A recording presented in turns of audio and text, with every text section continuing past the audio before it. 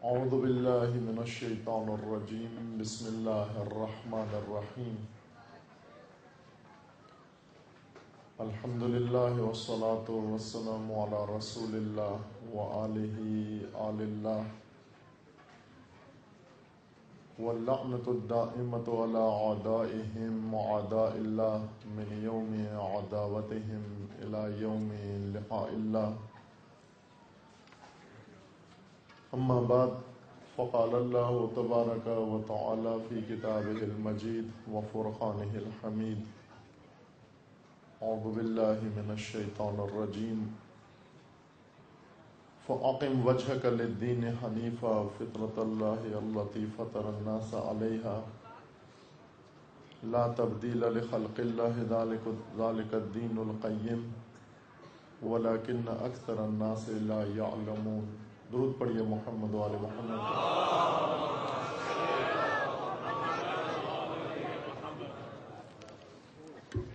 فطرت انسانی وہ فطرت الہی ہدیہ ہے انسان کو، موضوع سخن ہے، اور آج اس فرصت کی آخری مجلس ہے، اس امید کے ساتھ کہ خداوند تبارک و تعالی تمام مسلمین و مومنین و بالخصوص عزاداران سید الشہداء کو اپنے حفظ و امان میں محفوظ فرمائے.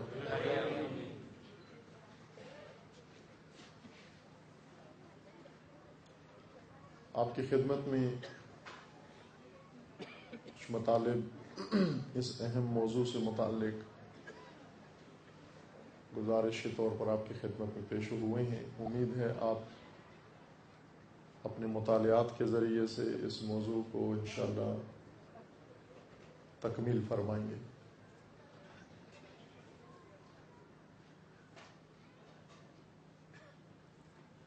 بعض موضوعات تکمیل کے لیے شروع ہوتے ہیں کہ ان کے اوپر سیر حاصل باس ہو جائے، لیکن بعض موضوعات اس لیے چھیڑے جاتے ہیں کہ چھڑ جائیں، ورطہ فراموشی سے باہر آ جائیں اور ان کی طرف توجہ ہو جائے. جو کچھ آپ کی خدمت میں ان چند ایام میں اور چند لیالی میں عرض ہوا وہ صرف یہ موضوع چھیڑنے کی خاطر تھا، نہ سمیٹنے کی خاطر. اور چھیڑنا بھی فقط منبر پہ چھیڑنا مقصود نہیں تھا، مقصود یہ تھا کہ یہ بات خود ہماری فطرت کے اندر چھڑ جائے، ہمارے وجود کے اندر چھڑ جائے، ہماری روح کے اندر اور ہمارے اندر یہ بات چھڑ جائے.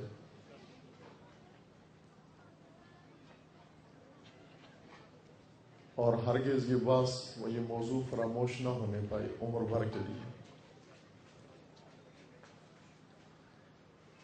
چونکہ آخری فرصت ہے، چند مطالب اسی سلسلہ بحث کو اور گفتگو کو آگے بڑھانے کے لیے آپ عزیزوں کی خدمت میں عرض ہیں. فطرت، طبیعت اور غریزہ، تین چیزیں خداوند تبارک و تعالیٰ نے انسان کے اندر رکھی ہیں.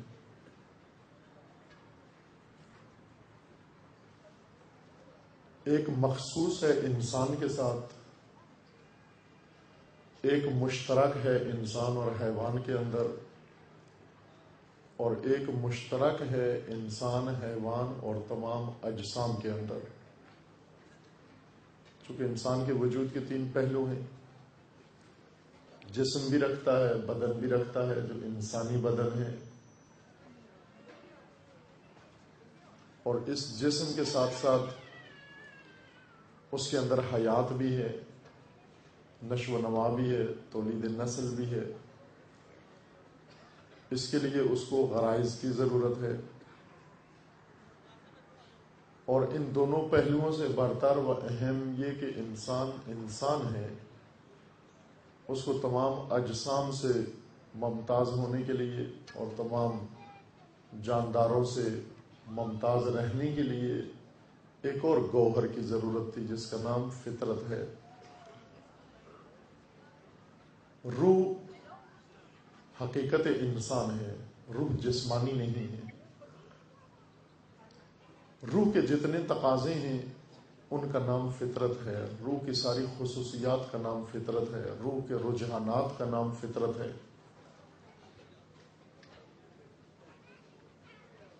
لیکن اس وقت روح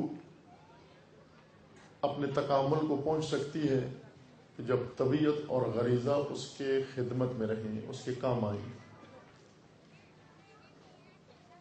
طبیعت ایک کھیت کی مانند ہے روح کے لیے، اور غریزہ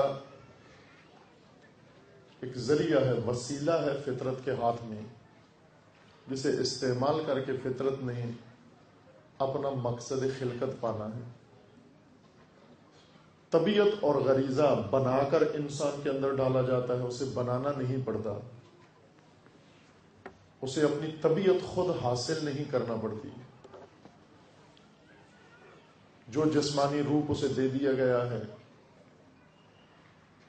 اسی کو قبول کر کے اور اسی کو لے کے آگے بڑھنا ہے.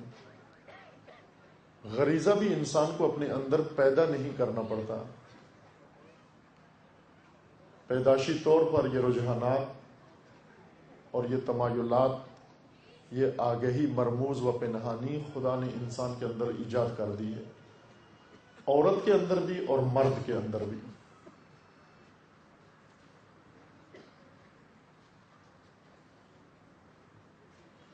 فطرت جو حقیقت انسان ہے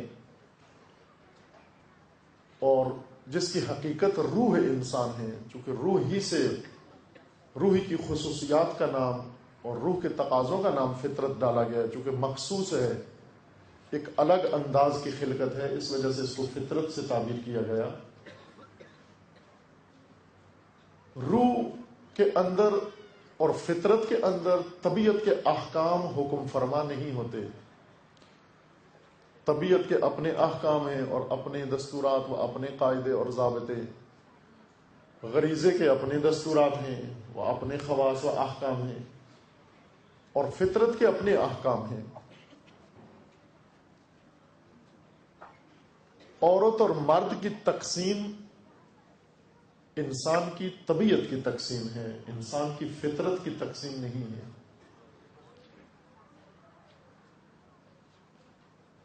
انسان کا وہ حصہ جو طبیعت کہلاتا ہے وہ نر اور مادہ بنایا ہے، لیکن فطرت انسانی اور روح انسانی نہ نر ہے نہ مادہ ہے، نہ مؤنث ہے نہ مذکر ہے، نہ عورت ہے نہ مرد ہے. روح انسان ہے، روح انسانی روح ہے. فطرت ایک فطرت ہے انسان کی. اسی فطرت کے تحت خداوند تبارک و تعالی نے مرد کو پیدا کیا اور مرد کو عطا کی، اور وہی فطرت خداوند تعالی نے عورت کو عطا کی.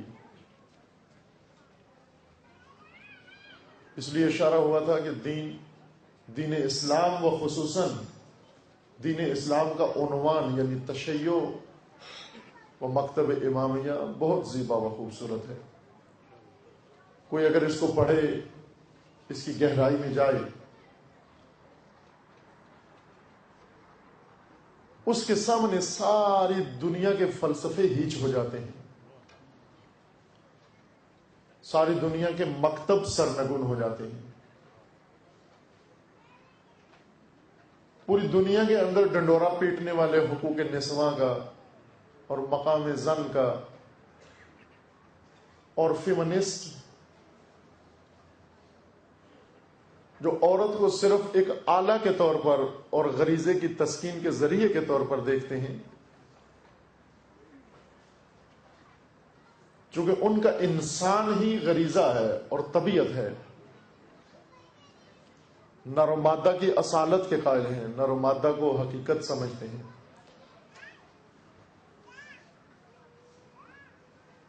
ان کے نزدیک انسانیت سے اہم نسوانیت ہے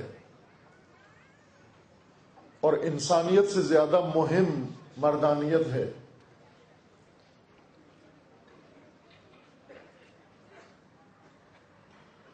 جب تک انسان کا مقام و حقیقت اس کو کھل نہ جائے، اس کے حقوق کی بات نہیں کی جا سکتی کہ پہلے یہ معلوم ہو یہ ہے کیا، کس کی بات کر رہے ہیں۔ حقوق نسواں اس وقت بات کی جا سکتی ہے، حقوق نسواں کی، خواتین کے حقوق کی، جب پہلے پتہ چلے کہ نساء و نسواں ہیں کیا۔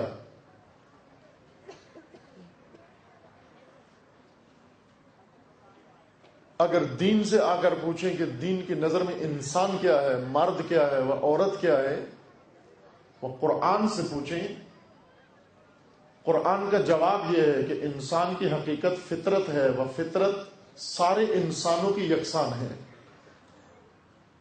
تمام انسانوں کی فطرت یکساں ہے، اس میں نر و مادہ کی تمیز نہیں ہے۔ لیکن اس فطرت کے ساتھ ملحقہ حصہ طبیعت و غریزہ، اس میں البتہ فرق ہے۔ عورت کی ایک طبیعت ہے، مرد کی ایک طبیعت ہے، ان کا جسمانی فرق مشہود ہے، ملحوظ ہے، لیکن یہ جسمانی فرق ان کی انسانیت کا حصہ نہیں ہے۔ یعنی ان کی انسانیت کا دار و مدار اس جنسیت کے فرق پر نہیں ہے۔ یہ نہیں کہہ سکتے کہ مرد انسان ہے، عورت انسان نہیں ہے، یا مرد زیادہ انسان ہے وہ عورت کم انسان ہے، چونکہ دونوں فطرت کے مالک ہیں اور فطرت دونوں کی یکساں ہے۔ لیکن بعض ذمہ داریوں میں جب اور فرائض کی جب نوبت آتی ہے، عورت اور مرد کے فرائض تب الگ الگ نظر آتے ہیں، ان کے احکام میں، فقہی احکام میں دین کے اندر تھوڑا سا فرق نظر آتا ہے۔ یہ فرق جو احکام کے اندر ہے، فقہ کے اندر ہے، اسے دلیل قرار دیا گیا کہ دین عورت کو گویا انسان نہیں سمجھتا، مرد کے برابر نہیں سمجھتا۔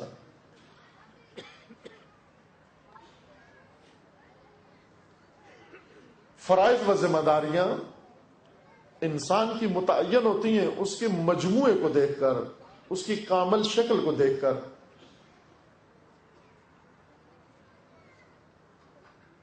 چونکہ ذمہ داریاں و فرائض کے لیے اگرچہ روح مکلف ہے، روح کے اوپر ذمہ داری ڈالی جاتی ہے، لیکن روح کا طریقہ یہ ہے، روح کا قانون یہ ہے کہ جب تک اس کو بدن کا وسیلہ نہ ملے، بدن کا سہارا نہ ملے، روح سے کوئی عمل سرزد نہیں ہوتا اس دنیا کے اندر۔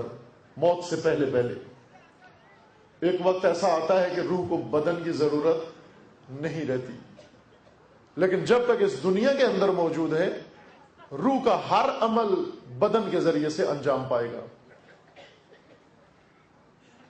روح کو لذت بھی اگر اٹھانی ہے بدن کے ذریعے، روح کو دکھ بھی پہنچنا ہے بدن کے ذریعے، روح کو چین سکون پہنچانا ہے بدن کے ذریعے، روح کو رنج پہنچانا ہے بدن کے ذریعے، روح کو خوشحالی پہنچانی ہے بدن کے ذریعے، روح کو اگر ناگواری پہنچانی ہے وہ بھی بدن کے ذریعے۔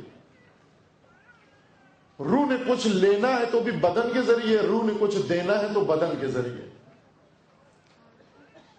روح نے گفتگو روح نے کرنی ہے، گفتگو فطرت نے کرنی ہے، لیکن زبان چاہیے، جسم کی زبان چاہیے اس کو۔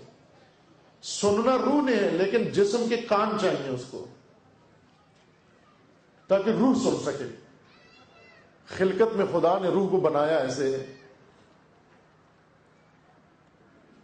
لیکن یہ یہیں پر ہے جہاں تک بدن کے ساتھ ہے روح، ان کے اندر تمیز موجود ہے، عورت اور مرد کا فرق موجود ہے۔ یہ بھی اس لیے ضروری تھا تاکہ نسل انسانی آگے بڑھتی رہے، نسل انسانی کے استمرار کے لیے اور اس کے دوام کے لیے، تاکہ یہ نسل قیامت تک چلتی رہے، ختم نہ ہو۔ ضروری تھا کہ اس کی طبیعتوں کے دو مزاج بنائے جائیں، ایک نسوانی مزاج بنایا جائے، ایک مردانہ مزاج بنایا جائے، ایک کو مرد بنایا جائے، ایک کو عورت بنایا جائے، تاکہ یہ سلسلہ، یہ نسل انسانی آگے بڑھتی رہے۔ انسانیت کو تقسیم نہیں کیا، انسان کے سلسلے کو آگے بڑھانے کے لیے دو صنف بنائی خلقت کے اندر، لیکن دونوں کی فطرت ایک رکھی، اس لیے دونوں کا دین ایک ہے، دونوں کا عقیدہ ایک ہے، دونوں کا ایمان ایک ہے۔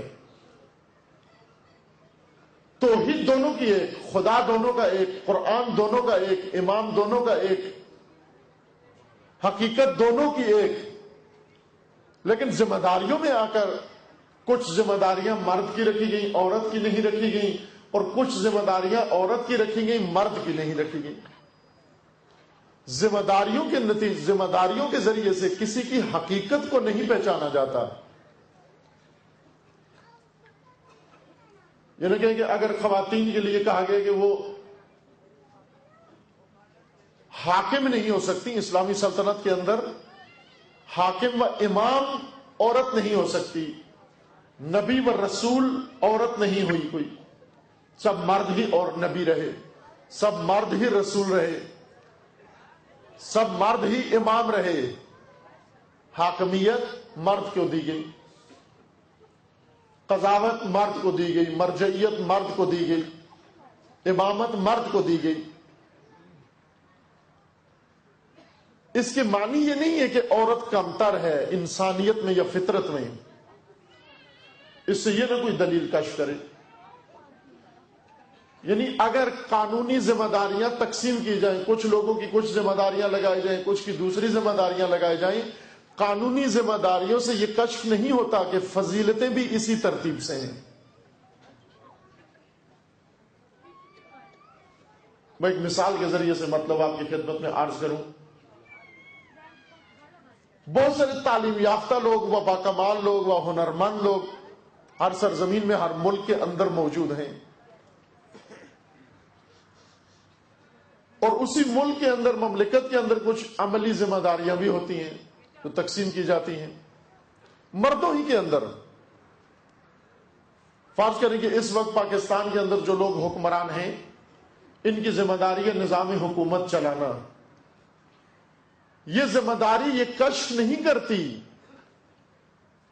کہ ان سے زیادہ باکمال یا انہی جتنا باکمال کوئی اور نہیں ہے، ان صلاحیتوں کا مالک کوئی اور نہیں ہے،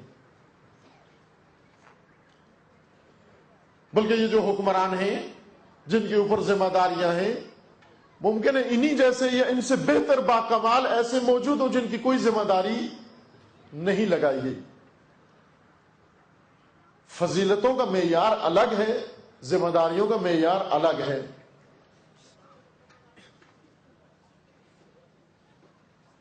فضیلتیں ممکن ہے بہت ساروں کے اندر موجود ہوں، لیکن ان بہت ساروں میں ایک یا دو کو ذمہ داری دی جائے۔ خداوند تبارک و تعالیٰ نے جو انسانی ہدایت کی ذمہ داریاں تھیں، ان میں سے ایک حصہ جو زحمت والا حصہ تھا، مشقت والا حصہ تھا، محنت والا حصہ تھا، وہ مرد کے ذمہ لگایا۔ لیکن جو لطیف حصہ، ظریف حصہ و نفیس حصہ تھا، وہ خواتین کے ذمہ لگایا۔ چونکہ جب دونوں کے مزاج بنائے، طبیعتیں بنائیں، خداوند تبارک و تعالیٰ نے دو طبیعتیں بنائیں، دو طبیعتیں سنواری، ایک طبیعت کو درست بنایا، ایک طبیعت کو لطیف بنایا۔ وہ طبیعت جس کو لطیف بنایا، ذمہ داریاں بھی اس کے مزاج کے مطابق معین کی۔ جس طبیعت کو زوردار بنایا، درست بنایا، اس طبیعت کی ذمہ داریاں بھی ویسی رکھیں جیسی طبیعت بنائی۔ چونکہ ذات خدا عادل ہے، یہ نہیں ہو سکتا کہ ایک صنف کو طبیعت و مزاج اس کا نازک بنا کر اور ذمہ داریاں شدید دی جائیں، اور دوسری طبیعت کو نازک اس کو شدید بنا کر ذمہ داریاں اس کو ظریف دی جائیں۔ اگر آپ قانون طبیعت کو دیکھیں، انسان سے ہٹ کر دوسرے موجودات کو بھی دیکھیں، جس طرح کی طبیعت ہے کسی کی، اسی طرح اس کی ذمہ داری بھی ہے۔ طبیعت کے اندر حیوانات دو طرح کے رہتے ہیں۔ ایسے حیوانات ہیں موٹے اندام والے، زورور، اور ایسے حیوانات بھی ہیں جو ظریف ہیں، لطیف ہیں۔ انسان بھی یہی کام کرتا ہے۔ گھوڑا اپنی خاص خصوصیات کی طبیعت کا مالک جانور ہے۔ گھوڑے کے اندر خاص خصوصیات ہیں، جیسی خصوصیات ہیں اس کی ذمہ داریاں بھی ویسی ہی ہیں۔ لہذا سواری گھوڑے پہ لینی ہے، ریس گھوڑے سے لگانی ہے، جنگ گھوڑے پہ بیٹھ کے لڑنی ہے۔ اگرچہ گدھا سامان شاید گھوڑے سے زیادہ اٹھا لیتا ہو، لیکن جنگ نہیں لڑ سکتا۔ کیوں نہیں لڑ سکتا؟ چونکہ گھوڑے کا جب مزاج و طبیعت بنایا گیا، اس طبیعت کے اندر ایسی خصوصیات رکھی گئی جو خصوصیات ان میدانوں کے اندر کام آ سکتی ہیں۔ اونٹ کو ایک خاص طبیعت کے تحت بنایا گیا، صحرا کے لیے اونٹ بنایا گیا، جنگ کے لیے گھوڑا بنایا گیا، سفر کے لیے گھوڑا بنایا گیا، سامان اٹھانے کے لیے گدھا بنایا گیا۔ جیسی طبیعت بنائی ویسی اس کی ڈیوٹی بھی لگائی،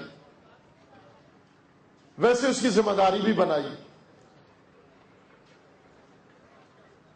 ان حیوانات کی بھی عجیب دنیا ہے، اگر ان کی طبیعتوں کا مطالعہ کریں، غور کریں ان کی طبیعتوں کے اندر، مزاجوں کے اندر، عجیب و غریب دنیا ہے حیوانات کی۔ اسی طرح درختوں کے اندر، پھلوں کے اندر ہر ایک کی ایک خاص طبیعت بنائی، اور اس طبیعت کے مطابق اس کو ماحول دیا گیا، اس ماحول کے مطابق اس کی طبیعت بنائی گئی۔ جیسی طبیعت ہے ویسی اس سے توقع بھی ہے۔ اگر چند احکام و چند ذمہ داریاں خواتین کے ذمہ نہیں ہیں، اس کے معنی یہ نہیں کہ ان کی انسانیت میں کمی ہے، اس وجہ سے ان کو یہ ذمہ داریاں نہیں سونپی گئی۔ توجہ فرمائیے غور سے ذرا۔ عورت نبی نہیں بنی، عورت امام نہیں بنی۔ نبی و امام ہونا، نبوت و امامت منصب ہے، نبوت و امامت منصب ہے، فضیلت نہیں ہے۔ منصب ہے اللہ کی طرف سے جو خدا نے اپنے برگزیدہ انسانوں کو عطا کیا، سب مردوں کو بھی نہیں عطا کیا، مردوں میں سے بھی بعض کو عطا کیا، منصب امامت و منصب نبوت۔ لیکن خدا جب منصب عطا کرے تو بے جا و بے محل عطا نہیں کرتا، بلکہ اس کے لیے بھی معیار ہے، جس کے اندر وہ فضیلت موجود ہو اسے منصب ملتا ہے۔ لیکن یہ ذہن میں رکھیے گا کہ منصب الگ چیز ہے، فضیلت الگ چیز ہے۔ منصب عدل الہی کے مطابق جب تقسیم کیے جاتے ہیں، وہیں پہ منصب رکھا جاتا ہے جہاں اس منصب کی متناسب فضیلت موجود ہو۔ اگر کوئی فضیلتوں سے توہی ہو، خالی ہو، اسے کوئی منصب نہیں دیا جاتا۔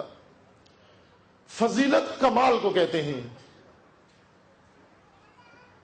منصب کمال کی بنیاد پر ملنے والے عہدے کو کہتے ہیں، ذمہ داری کو کہتے ہیں۔ امامت کمال نہیں ہے، امامت ذمہ داری ہے جو کمال پہ پہنچنے کے بعد نصیب ہوتی ہے۔ نبوت کمال نہیں ہے، نبوت ذمہ داری ہے جو کمال پہ فائز ہونے کے بعد نصیب ہوتی ہے۔ یعنی قانون خدا یہ ہے کہ میں منصب اس کو عطا کروں گا جس کے اندر کمال موجود ہوگا۔ اور محمد و آل محمد صلوات۔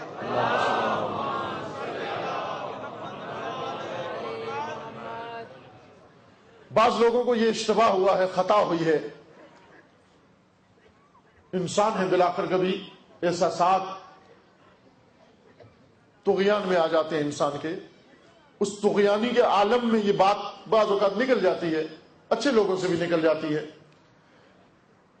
کہ بعض لوگ خدا کی قدرت کو وسعت دینے کے لیے، وہ ثابت کرنے کے لیے کہ خدا کی قدرت لامحدود ہے، ایسی بہتی ہوئی باتیں کر جاتے ہیں جس سے نہ خدا کی قدرت ثابت ہوتی ہے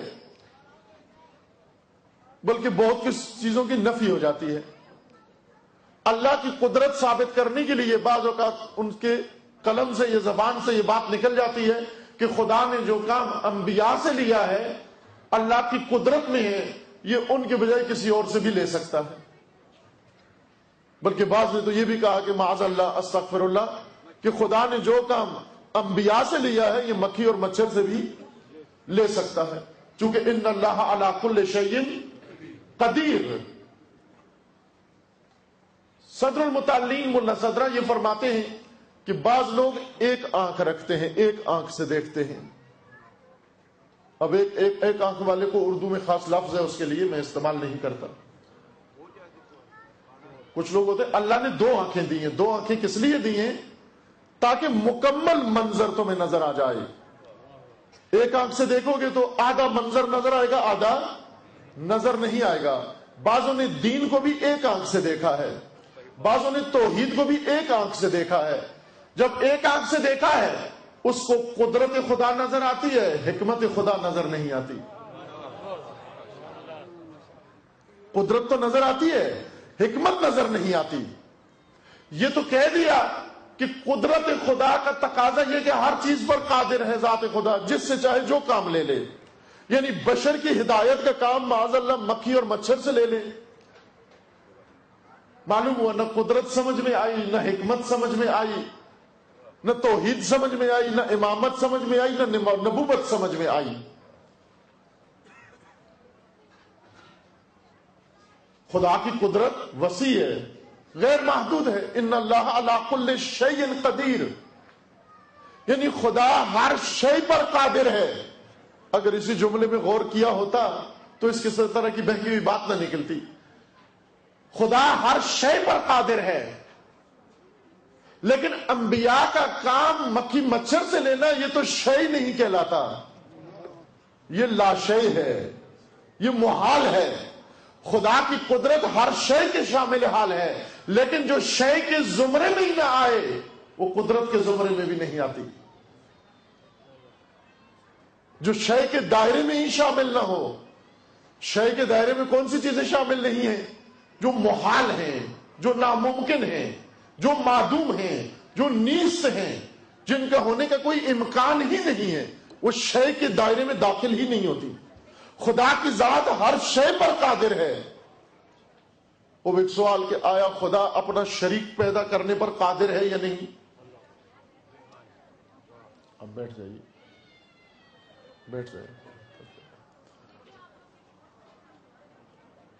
خدا کی ذات اپنا شریک پیدا کرنے پر قادر ہے یا نہیں؟ جو ایک آنکھ سے قدرت خدا کو دیکھتے ہیں یہاں کیا کہیں گے؟ خدا اپنا شریک پیدا کر سکتا ہے یا نہیں کر سکتا؟ اگر پیدا کر لے واحد نہیں رہتا، اگر نہ کر سکے قادر نہیں رہتا. اگر پیدا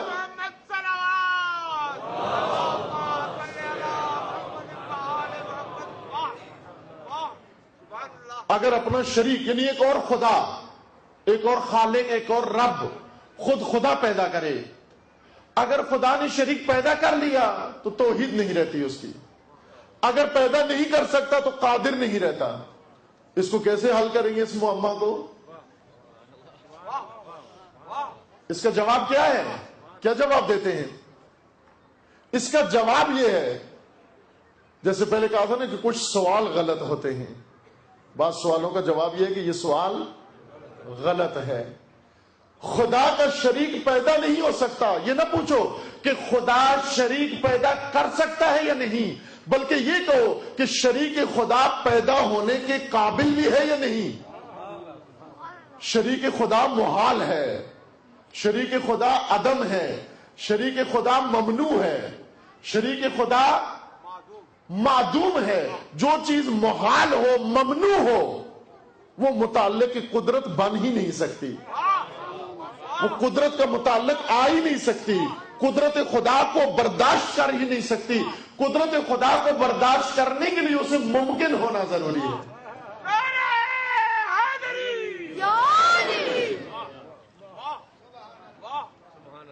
اسے ممکن ہونا ضروری ہے. محال ہے، شریک خدا محال ہے.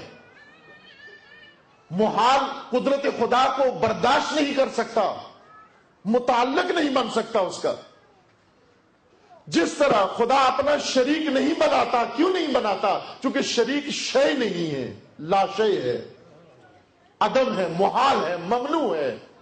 اسی طرح خدا کی ذات انسانوں کی ہدایت کا کام غیر نبی سے لے لے، غیر امام سے لے لے، یہ ممکن نہیں ہے، محال ہے، ممنوع ہے، یہ ہو نہیں سکتا۔ غیر نبی و غیر امام ہادی بننا اس کا محال ہے، قدرت خدا کا متعلق نہیں ہو سکتا تاکہ یہ کہا جائے کہ قدرت خدا وسیع ہے، جس سے چاہے یہ کام لے لے۔ میں مثال سے عرض کروں، مطلب آج چونکہ تھوڑی ٹھنڈک بھی ہے، باہر بیٹھے ہیں، ہاں سردی میں کہتے ہیں نا اجسام سکڑ جاتے ہیں، طبیعتیں شاید سکڑ جائیں لیکن فطرتیں نہیں سکڑتی۔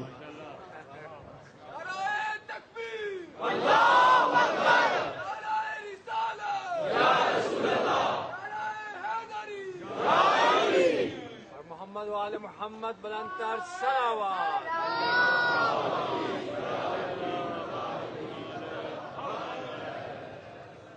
مثال سے مطلب آپ کی خدمت میں عرض کرتا ہوں، آپ کے گھروں میں فرنیچر موجود ہے لکڑی کا بنا ہوا، اور بڑے بڑے ماہر ایسے ترخان بھی موجود ہیں فرنیچر بنانے والے، ایک سے بڑا ماہر ایک۔ آپ کے یہاں نظام تعلیم ہے، بڑے بڑے اساتید موجود ہیں، ایک سے بڑا استاد ایک موجود ہے۔ اگر آپ ایک 6 ماہ بچہ، 1 سال کا بچہ، 2 سال کا بچہ کسی بہت ماہر استاد کو دیں جس کی بڑی شہرت ہو ساری دنیا میں، جو تعلیم دینے کا بڑا ماہر ہو، آپ اپنا 6 ماہ کا بچہ اس کے پاس لے جائیں اور اسے یہ کہیے کہ آپ نے جو بہت بڑے بڑوں کو پڑھایا ہے، ان کو گریجویٹ کیا ہے، ماسٹر بنایا ہے، پی ایچ ڈی کرایا ہے، یہ ہماری اولاد کو بھی پڑھا دیجئے۔ کون ہے بچہ؟ آپ کا 6 ماہ کا بچہ ہے۔ 6 ماہ کا بچہ اگر آپ ایک بڑے ماہر استاد کے پاس لے جائیں اور اسے تقاضا کریں کہ وہ آپ کے بچے کو تعلیم دے، وہ انکار کرے گا کہ اس کو میں نہیں پڑھا سکتا، یہ ممکن نہیں ہے کہ میں 6 ماہ کے بچے کو پڑھاؤں۔ تو آپ اٹھ کر اس کو نہ کہیے کہ آپ کی تو بڑی شہرت سنی تھی، آپ تو بڑے ماہر ہیں تعلیم و تربیت کے، آج وہ مہارت کہاں گئی آپ کی کہ دوسروں کو پڑھا لیا، میرے بچے کو نہیں پڑھایا؟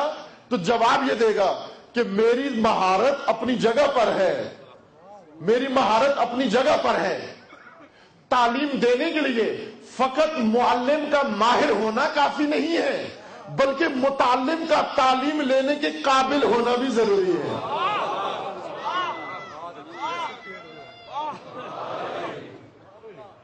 تعلیم لینے کے قابل بھی تو ہو۔ آپ کا فرزند تعلیم لینے کے قابل نہیں ہے، اگر وہ تعلیم کے قابل نہیں ہوا تو اس سے میری مہارت پہ کوئی اثر نہیں پڑتا، اس سے میری مہارت پہ کوئی اثر نہیں پڑتا۔ اگر آپ بہت بڑا ماہر فرنیچر بنانے والا لے آئیں اور اس کے سامنے کیلے کا درخت رکھ دیں، کیلے کا درخت دیکھا ہے جی؟ دیکھا ہوا ہے نا کیلے کا درخت؟ کیلا تو کھایا ہوا ہے، درخت بھی دیکھا ہوا ہے۔ کیلے کا درخت کیسا ہوتا ہے؟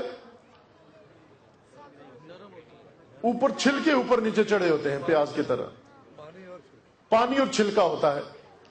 آپ اسے کہیے جی حضور یہ میرے لیے کیلے کے درخت سے فرنیچر بنا دیں، مجھے ایک صوفہ چاہیے، مجھے ایک پلنگ چاہیے، مجھے ٹیبل چاہیے، مجھے الماری چاہیے، مجھے گھر کا جتنا سامان ہے وہ لکڑی کے بجائے وہ میں کیلے سے بنانا چاہتا ہوں۔ اس کا جواب یہ ہوگا کہ یہ ہم سے نہیں بنتا۔ تو آپ اس کی مہارت میں شک نہ کریے گا، یہ نہ کہنا کہ ہم نے تو بڑا سنا تھا تم بڑے ماہر فرنیچر بنانے والے ہو، یہاں پر آج آ کے عاجز آ گئے، تم ایک چھوٹی سی کرسی ہمارے لیے نہیں بنا سکتے۔ تو جواب اس کا یہ ہے کہ میری مہارت، میرے کام کرنے کی صلاحیت، میری فاعلیت، میرے خلق کرنے کی صلاحیت اپنی جگہ پابرجا ہے، اسے کچھ بھی نہیں ہوا، لیکن میری مہارت کو برداشت کرنے کے لیے، میری مہارت کو تحمل کرنے کے لیے، میری مہارت کو اٹھانے کے لیے ایسی لکڑی بھی ہو کہ جب میں اپنی مہارت اس کے اوپر ظاہر کروں وہ اسے قبول بھی کر لے۔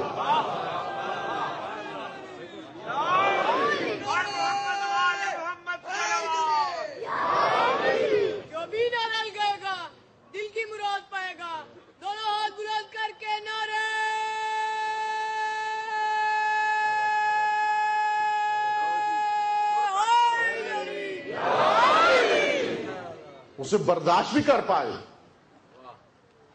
خدا کی قدرت میں کوئی شک و شبہ نہیں ہے, خدا کی خالقیت میں کوئی شک و شبہ نہیں ہے, لیکن قدرت خدا جب ظہور کرتی ہے, جس کے اوپر ظہور کرتی ہے اس کے اندر قدرت خدا کو برداشت کرنے کی صلاحیت بھی ہونی چاہیے.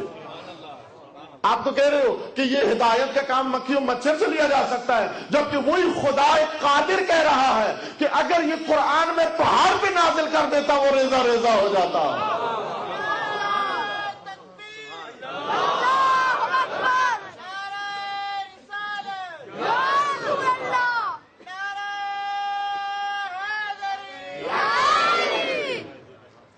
یہ پہاڑ بھی اس قابل نہیں تھا کہ ہدایت کا بوجھ برداشت کر سکتا. اگر یہ قرآن پہاڑ پہ نازل کرتا پہاڑ ریزہ ریزہ ہو جاتا. پہاڑ کے لیے بھی ممکن نہیں تھا. قدرت خدا کو اور وہ منصب جو خدا نے عطا کیا ہے وہ ہر ایک کو نہیں دیا جا سکتا. پہلے اس کے اندر کمال ہو, پہلے اس کے اندر اتنا کمال ہو کہ وہ منصب کا بوجھ اٹھا سکے, وہ منصب کے بوجھ کو برداشت کر سکے. منصب نبوت خدا ہر ایک کو نہیں دیتا جب تک اس کے اندر کمال نہ آ جائے. منصب امامت خدا ہر ایک کو نہیں دیتا جب تک اس کے اندر کمال نہ آ جائے. پہلے کمال آئے. کمال کا نام ہے ولایت, منصب کا نام ہے نبوت.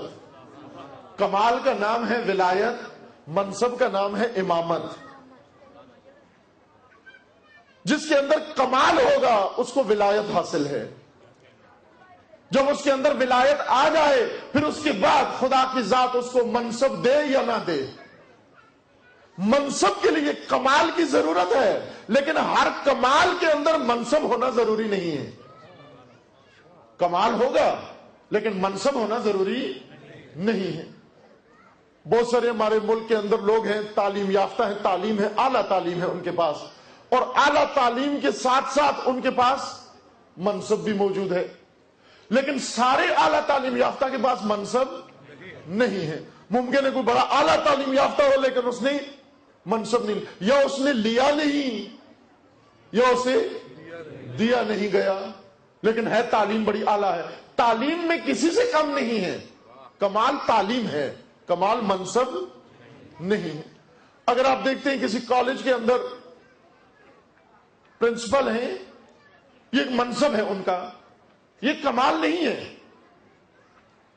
کمال ان کی تعلیم ہے جو ان کے اندر موجود ہے, اور تعلیم جیسی ان کے اندر ہے دوسرے پروفیسر کے اندر بھی موجود ہے.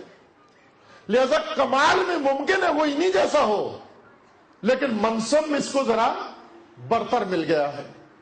منصب اس کو سوا مل گیا, اس کو منصب نہیں دیا گیا. خداوند تبارک و تعالی نے کمالات میں عورت کو مرد سے کم نہیں رکھا, کمالات میں عورت کو پیچھے نہیں رکھا, بلکہ کمالات میں جتنے کمالات مرد کے لیے ممکن ہیں وہ سارے عورت کے لیے بھی ممکن ہیں. جن جن کمالات پہ مرد پہنچے ہیں انہی کمالات پہ عورتیں بھی پہنچی ہیں. اگر شک ہے تو وہ خود قرآن سے آ کر پوچھ لو. قرآن بتاتا ہے کہ جو کمالات مرد کے حق نصیب ہوئے وہی کمالات عورت کے بھی نصیب ہو گئے, لیکن منصب فقط مرد کو ملا. کیوں ملا ابھی عرض ہوگا آپ کی خدمت میں.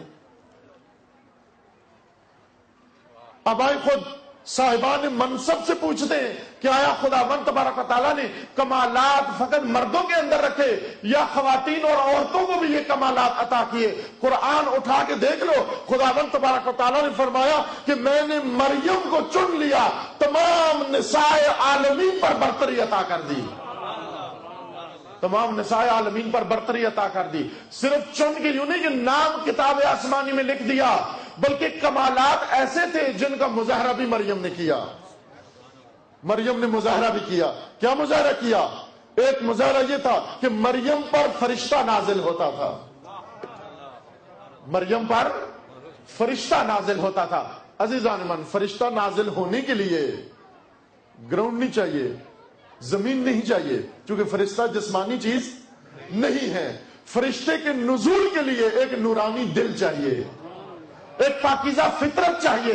اس لیے اہل بیت علیہ السلام کی صفات میں زیارت جامع کبیرہ میں آپ پڑھتے ہیں السلام علیکم مختلف الملائکہ، اے مختلف الملائکہ آپ پر درود ہو. مختلف الملائکہ یعنی ملائکہ کے رفت و آمد کے مقامات آپ پر درود ہو. اور محمد و آل محمد صلوات.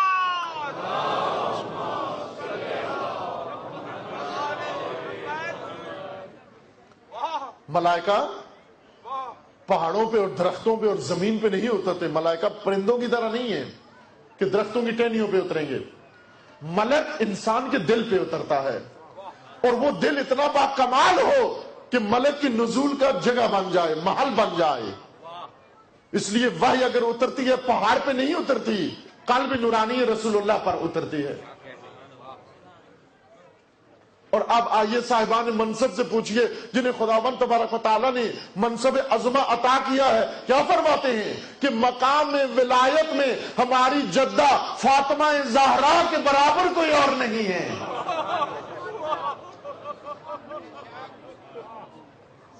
جناب سیدہ کو منصب نہیں ملا، نہ نبوت ملی نہ امامت ملی، لیکن ولایت کی حامل ہیں، صاحب ولایت ہیں، صاحب کمال ہیں. کیوں خدا نے منصب نہیں دیا؟ اس لیے کہ منصب کی ذمہ داریاں ہیں. منصب کے لیے ذمہ داریاں ادا کرنے کے لیے ہر طبقے سے پالا پڑتا ہے. عورت کو مرد سے، مرد کو عورت سے پالا پڑتا ہے. لہذا خداوند تبارک و تعالیٰ نے ایک تو یہ دیکھا کہ جو منصب و ذمہ داریاں مشقت کی تھیں وہ عورت سے اٹھا لی، اور وہ ذمہ داریاں جن کے لیے مرد سے میل ملاپ ضروری ہے وہ ذمہ داریاں بھی عورت سے اٹھا لی.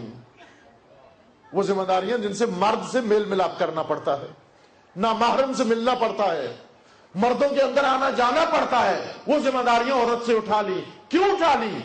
اس لیے کہ اس کا کام لطیف ہے، اس کا کام ظریف ہے، اس کو ظرافت کا کام عطا کیا.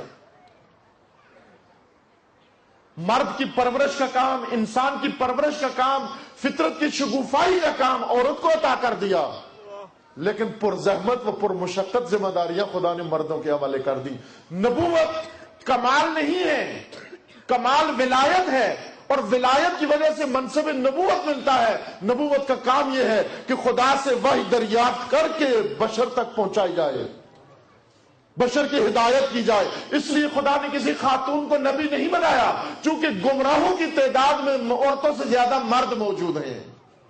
فرعون مرد ہے، نمرود مرد ہے، شداد مرد ہے، بنو امیہ کے ستمکار اکثر مرد ہیں. البتہ عورتیں بھی ہیں، لیکن اکثر ستمکار دنیا کے اندر مرد ہیں. جب ان ستمکاروں سے پالا پڑے گا، اس لیے خداوند تبارک و تعالیٰ نے مرد کو یہ ذمہ داری سونپی ہے. لیکن کمالات میں وہی مقامات جو مردوں کے ہیں وہ عورت کو بھی عطا کی ہیں. جناب سیدہ معصومہ ہے، عصمت کبریٰ، ائمہ فرماتے ہیں عصمت کبریٰ کی مالک ہیں. اور ثانی زہرا جناب زینب سلام اللہ علیہا عصمت صغریٰ ہیں. لقب جو امام نے عطا کیا عصمت صغریٰ ہیں. عصمت صغریٰ یعنی مقام عصمت پہ پہنچی، وہ عصمت جو خدا نے وہبی عطا کی وہ نہیں تھی، لیکن خود بھی ان کمالات کی بنیاد پر جو اللہ نے عطا کی مقام عصمت پہ پہنچی. مقام عصمت صغریٰ عطا ہو گیا. عالمہ غیر معلمہ، ایک معصوم صاحب منصب فرما رہے ہیں یا امت انت عالمۃ غیر معلمہ. اے پھوپھی اماں، آپ عالمہ ہیں جس عالمہ نے کسی سے پڑھا نہیں ہے، کسی سے تعلیم نہیں لی، کسی مکتب کی فارغ و تحصیل نہیں ہے. یہ ایک بی بی کا مقام ہے، یہ ایک خاتون کا مقام ہے، لیکن منصب نہیں دیا گیا. بس یہ نہ کہا جائے کہ چونکہ دین کے اندر منصب کی تقسیم اس طرح سے ہوئی ہے کہ نبوت و امامت و حاکمیت و قضاوت جیسے منصب مرد کے ذمے ہیں، لہذا فطرت مرد کے اندر ہے، عورت کے اندر نہیں. یہاں ممکن ہے آپ کے ذہنوں میں امیر المومنین علیہ السلام کا وہ خطبہ گونج رہا ہو جس میں حضرت نے فرمایا کہ عورت ناقص العقل، ناقص الایمان اور ناقص الحظ ہے۔ ایمان بھی ناقص، عقل بھی ناقص اور حصہ بھی ناقص، آدھا حصہ ملتا ہے۔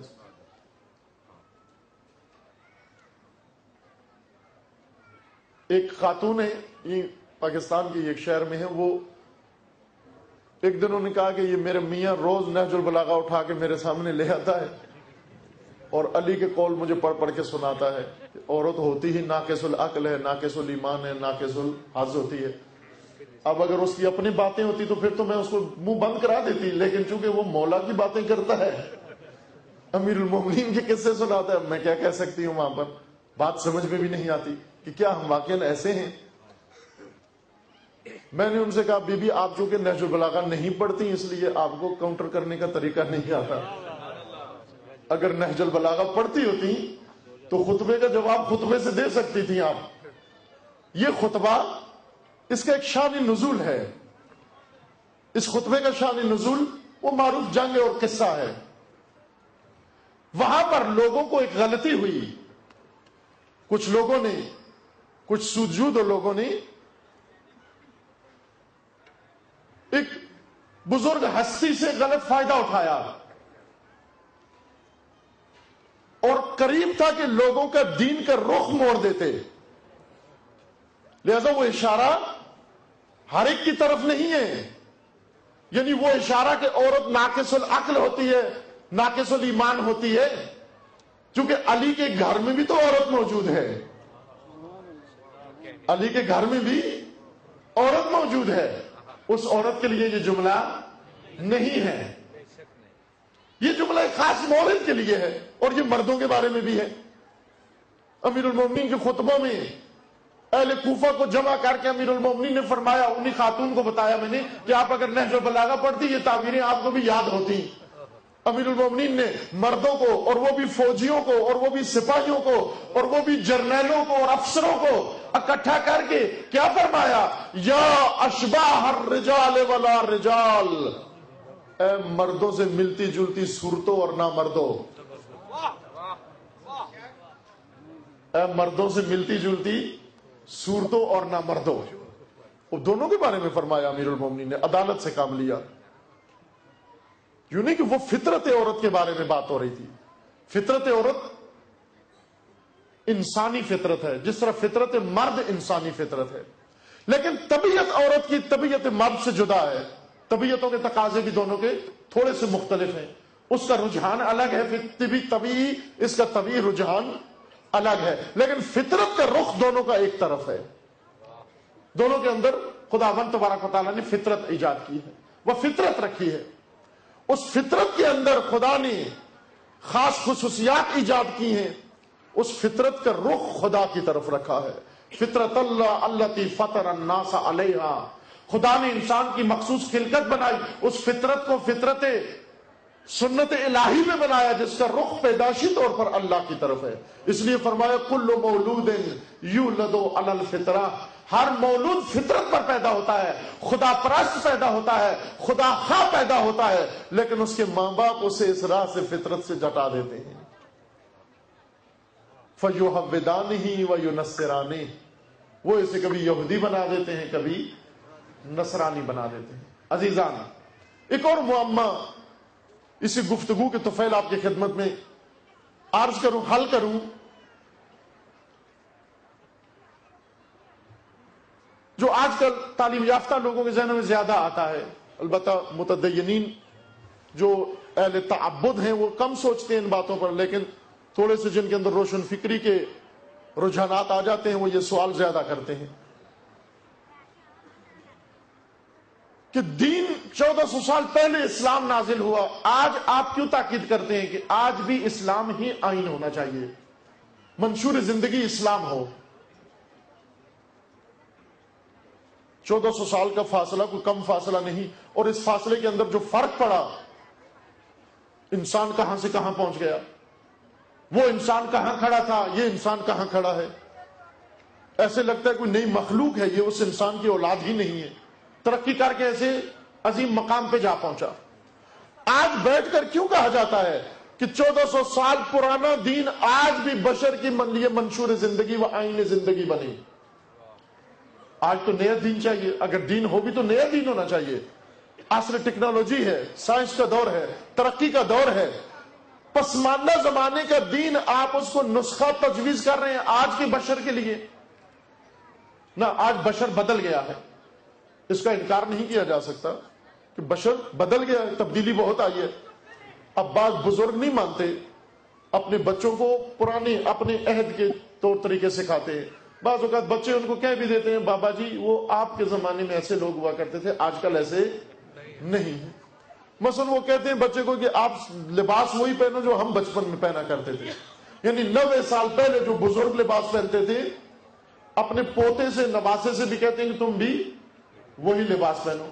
یا نانی دادی اپنی نواسی پوتی کو کہتے ہیں کہ تم بھی ویسے ہی رہو جیسے ہم جوانی میں ہوا کرتی تھی. عموماً گھروں کے اندر یہ گفتگو رہتی ہے, اور وہ بار بار کہتے ہیں کہ جی آپ پرانے دور کے تھے, اب زمانہ بدل گیا ہے.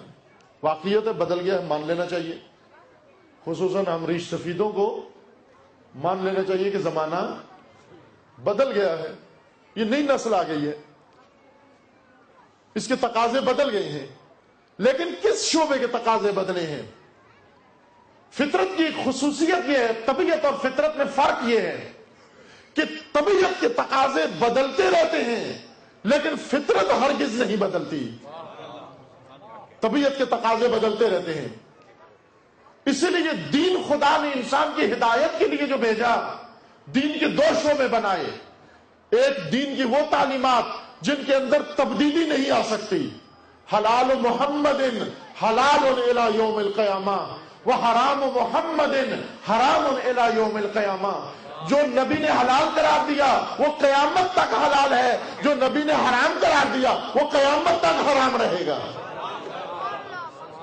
اس حلال کو کوئی حرام نہیں کر سکتا اور اس حرام کو کوئی حلال نہیں کر سکتا. اب زمانہ بدل گیا, جب زمانہ بدل گیا تو بھی تبدیلی آ جانا چاہیے,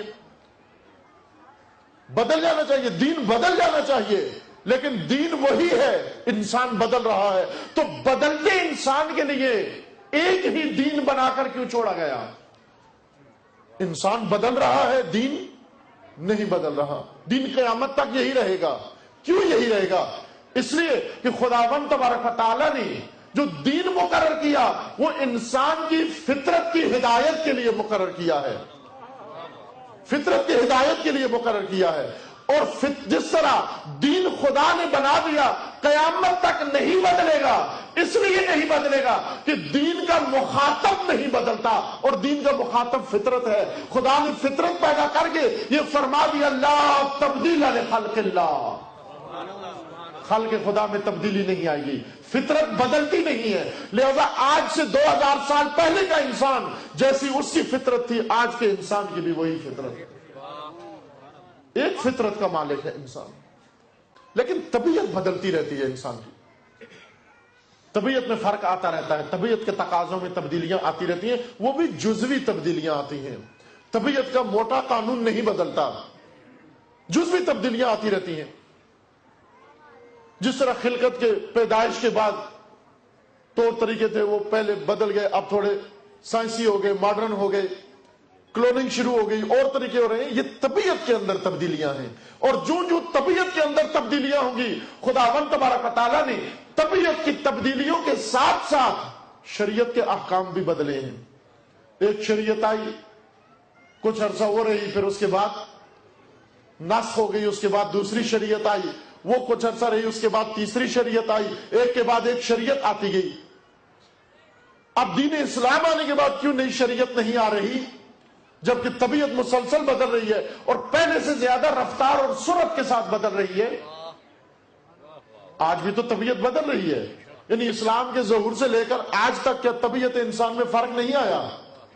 فرق آیا طبیعت انسان میں. تو پھر شریعت کیوں نہیں بدلی؟ ایک ہی شریعت ابھی تک کیوں باقی ہے؟ دین بہت خوبصورت دین ہے, دین بہت کامل دین ہے. اب شریعت نہیں بدلے گی, شریعت وہی رہے گی, لیکن اس بدلتے انسان کے لیے اسی شریعت کو مطابق رکھنے کے لیے دین کے اندر نظام اجتہاد پیدا کیا گیا ہے.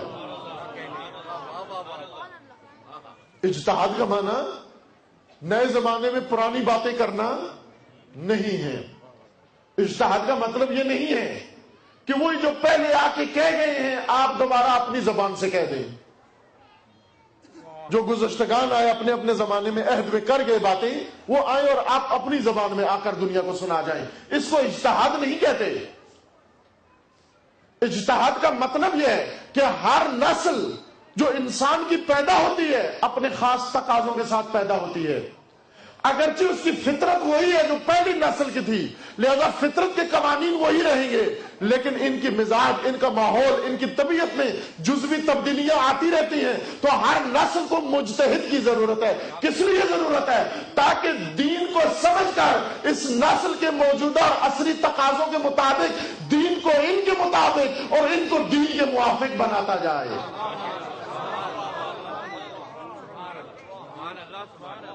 اور محمد و آل محمد صلوات.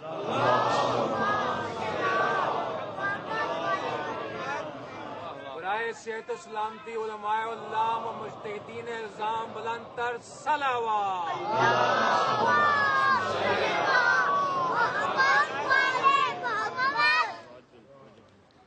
دین ہر نسل کی ہدایت کے لیے ہے، لیکن ہر نسل کے لیے اس کو عملی بنانا، دین کو عملی بنانے کے لیے باب اجتہاد کھول دیا گیا.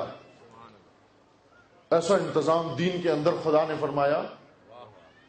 اپنے رسول و انبیاء و ائمہ کے ذریعے بشر کو ایسا حسین دین عطا کیا.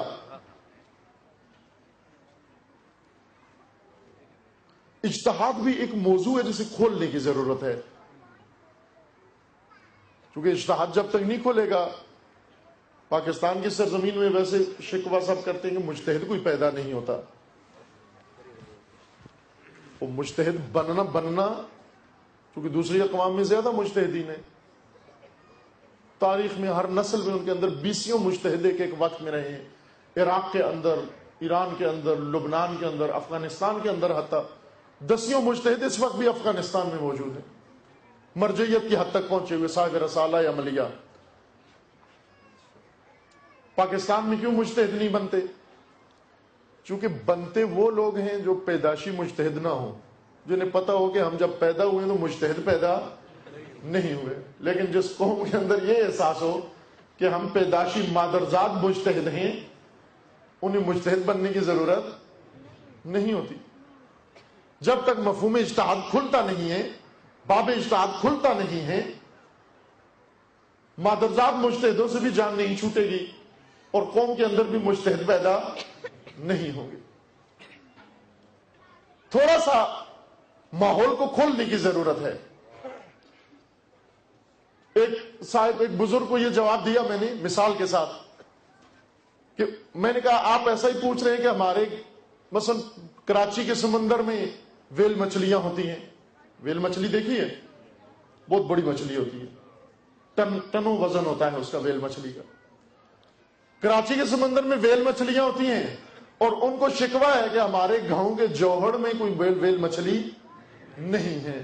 تو ان کو یہی مثال دی کہ ویل مچھلی پیدا ہوتی ہے لیکن جوہڑ میں پیدا نہیں ہوتی، سمندر میں پیدا ہوتی ہے. سمندر میں پیدا ہوتی ہے. جس دن اس ملت کے اندر سمندری تہذیب آ گئی، اوقیانوسی تہذیب آ گئی اور سوچ آ گئی، سوچ کا بڑا اہم دخل ہوتا ہے.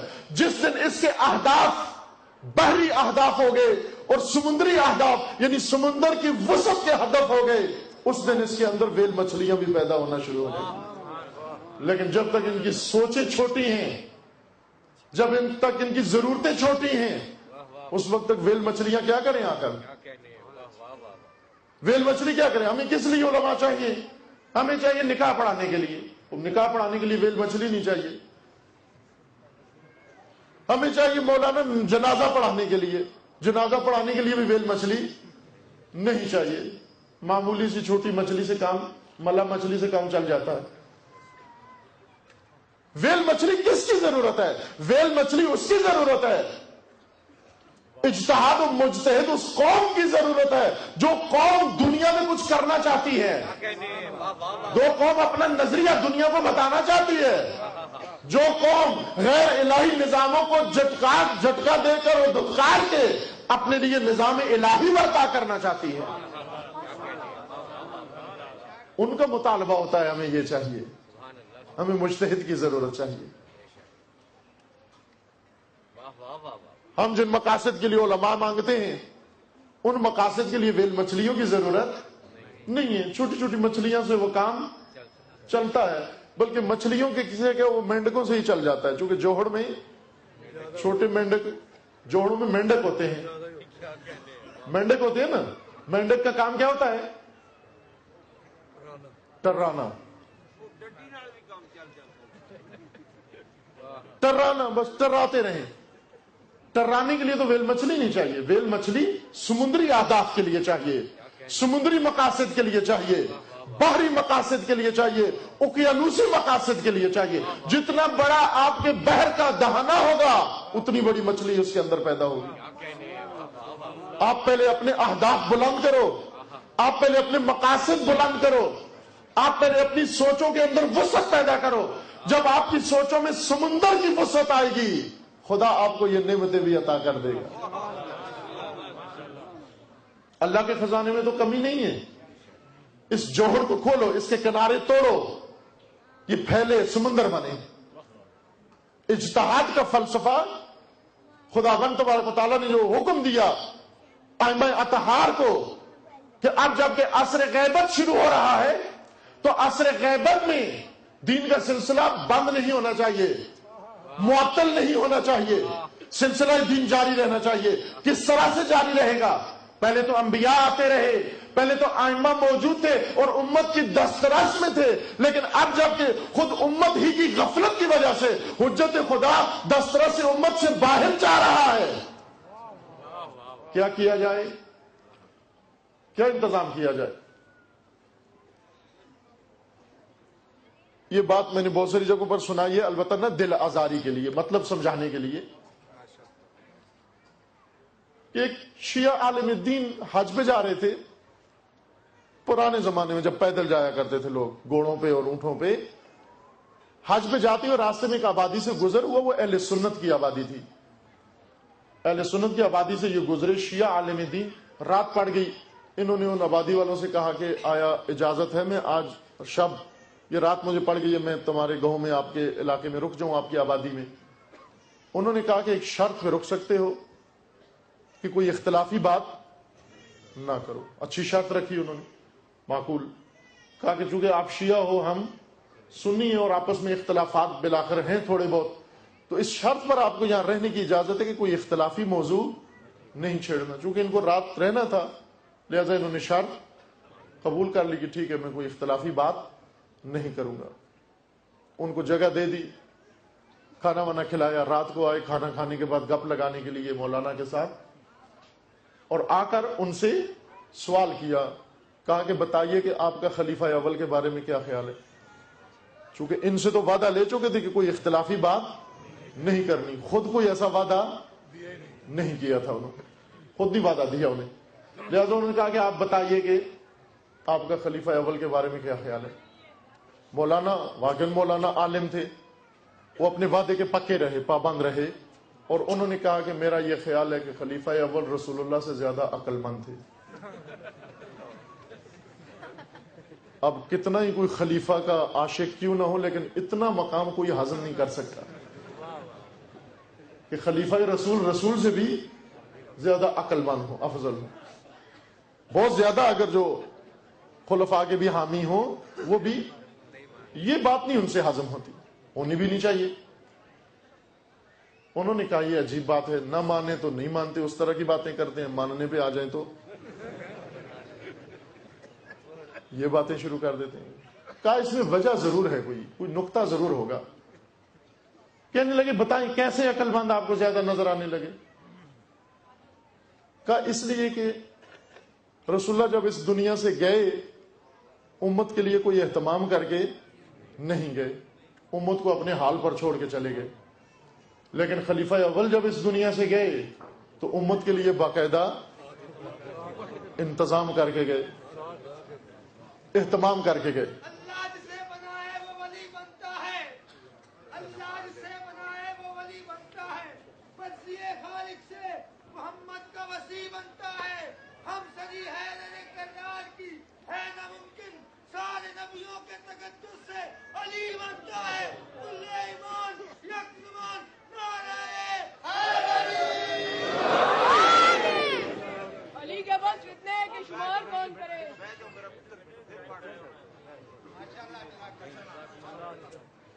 پر محمد و آل کہا کہنے لگے کہ رسول جب اس دنیا سے گئے اپنی امت کے لیے کوئی انتظام کر کے نہیں گئے، لیکن جناب خلیفہ جب اس دنیا سے جانے لگے امت کے لیے باقاعدہ انتظام کر کے گئے، اہتمام کر کے گئے. تو اب آپ خود بتاؤ کہ جو دنیا سے جا رہا ہو اور امت کو کسی کے حوالے کر کے جائے وہ زیادہ عقل مند ہوتا ہے، یا وہ جو دنیا سے چلا جائے اور امت کے لیے کوئی کسی کو کسی کے حوالے کر کے نہ جائے وہ زیادہ عقل مند ہوتا ہے؟ کہنے لگے نہ ہم اختلافی بات کرتے ہیں نہ آپ اختلافی بات کرتے ہیں. نعرہ حیدری. اختلافی بات نہیں ہونی چاہیے. ہم بھی اختلافی بات نہیں کرتے عزیزان ایمان، اختلافی بات نہیں کرتے.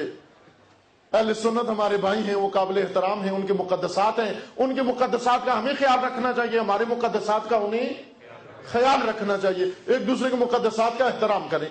جو جس کو مانتا ہے اسی کی پیروی کرے اور جو جس کو نہیں مانتا اس کو نہ چھیڑے. جو جس کو مانتا ہے اس کی پیروی کرے. ہم بھی اپنی بات پہ آ جاتے ہیں، اپنی طرف آ جاتے ہیں. اب آئیے، جو امت کو اس دنیا سے جاتے ہوئے کسی کے حوالے کر کے جائے وہ یقیناً عقل مند ہے، بہت عقل مند ہے. یہی فرق ہے اہل سنت اور شیعہ کے درمیان، یہی سے فاصلہ پڑ جاتا ہے. ان کا یہ اعتقاد ہے کہ نہ ضرورت نہیں تھی، رسول اللہ کچھ بھی مقرر کر کے نہیں گئے. لیکن شیعہ کا اصرار ہے کہ یہ ہو ہی نہیں سکتا کہ جب رسول اللہ اس دنیا سے گئے تو امت کو اپنے بعد کسی کے سپرد کر کے گئے. تو عزیزان یہ فرق رسول اللہ کی رحلت کے بعد نکلا تو بعد میں بھی یہی فرق تھا. تو اب 250 سال تک امامیہ کے اعتقاد کے مطابق امت کے والی موجود رہے. 250 سال تک، 260 ہجری تک امت کے وارث رہے امت کے اندر، اور امت ان کے سپورٹ کر کے گئے. پہلے والا دوسرے کے سپورٹ کر کے جاتا. لیکن حکمت خدا سے غیر معینہ مدت کے لیے 12ویں حجت کو خدا نے امت سے اٹھا لیا. اب نامعلوم وقت کے لیے پردہ غیبت میں ہے تو یہ بتایا جائے کہ وہ 12ویں حجت اس دنیا میں تو موجود ہے، لیکن امت کی دسترس سے باہر جانے سے پہلے امت کو کسی کے سپورٹ کر کے گئے یا نہیں گئے؟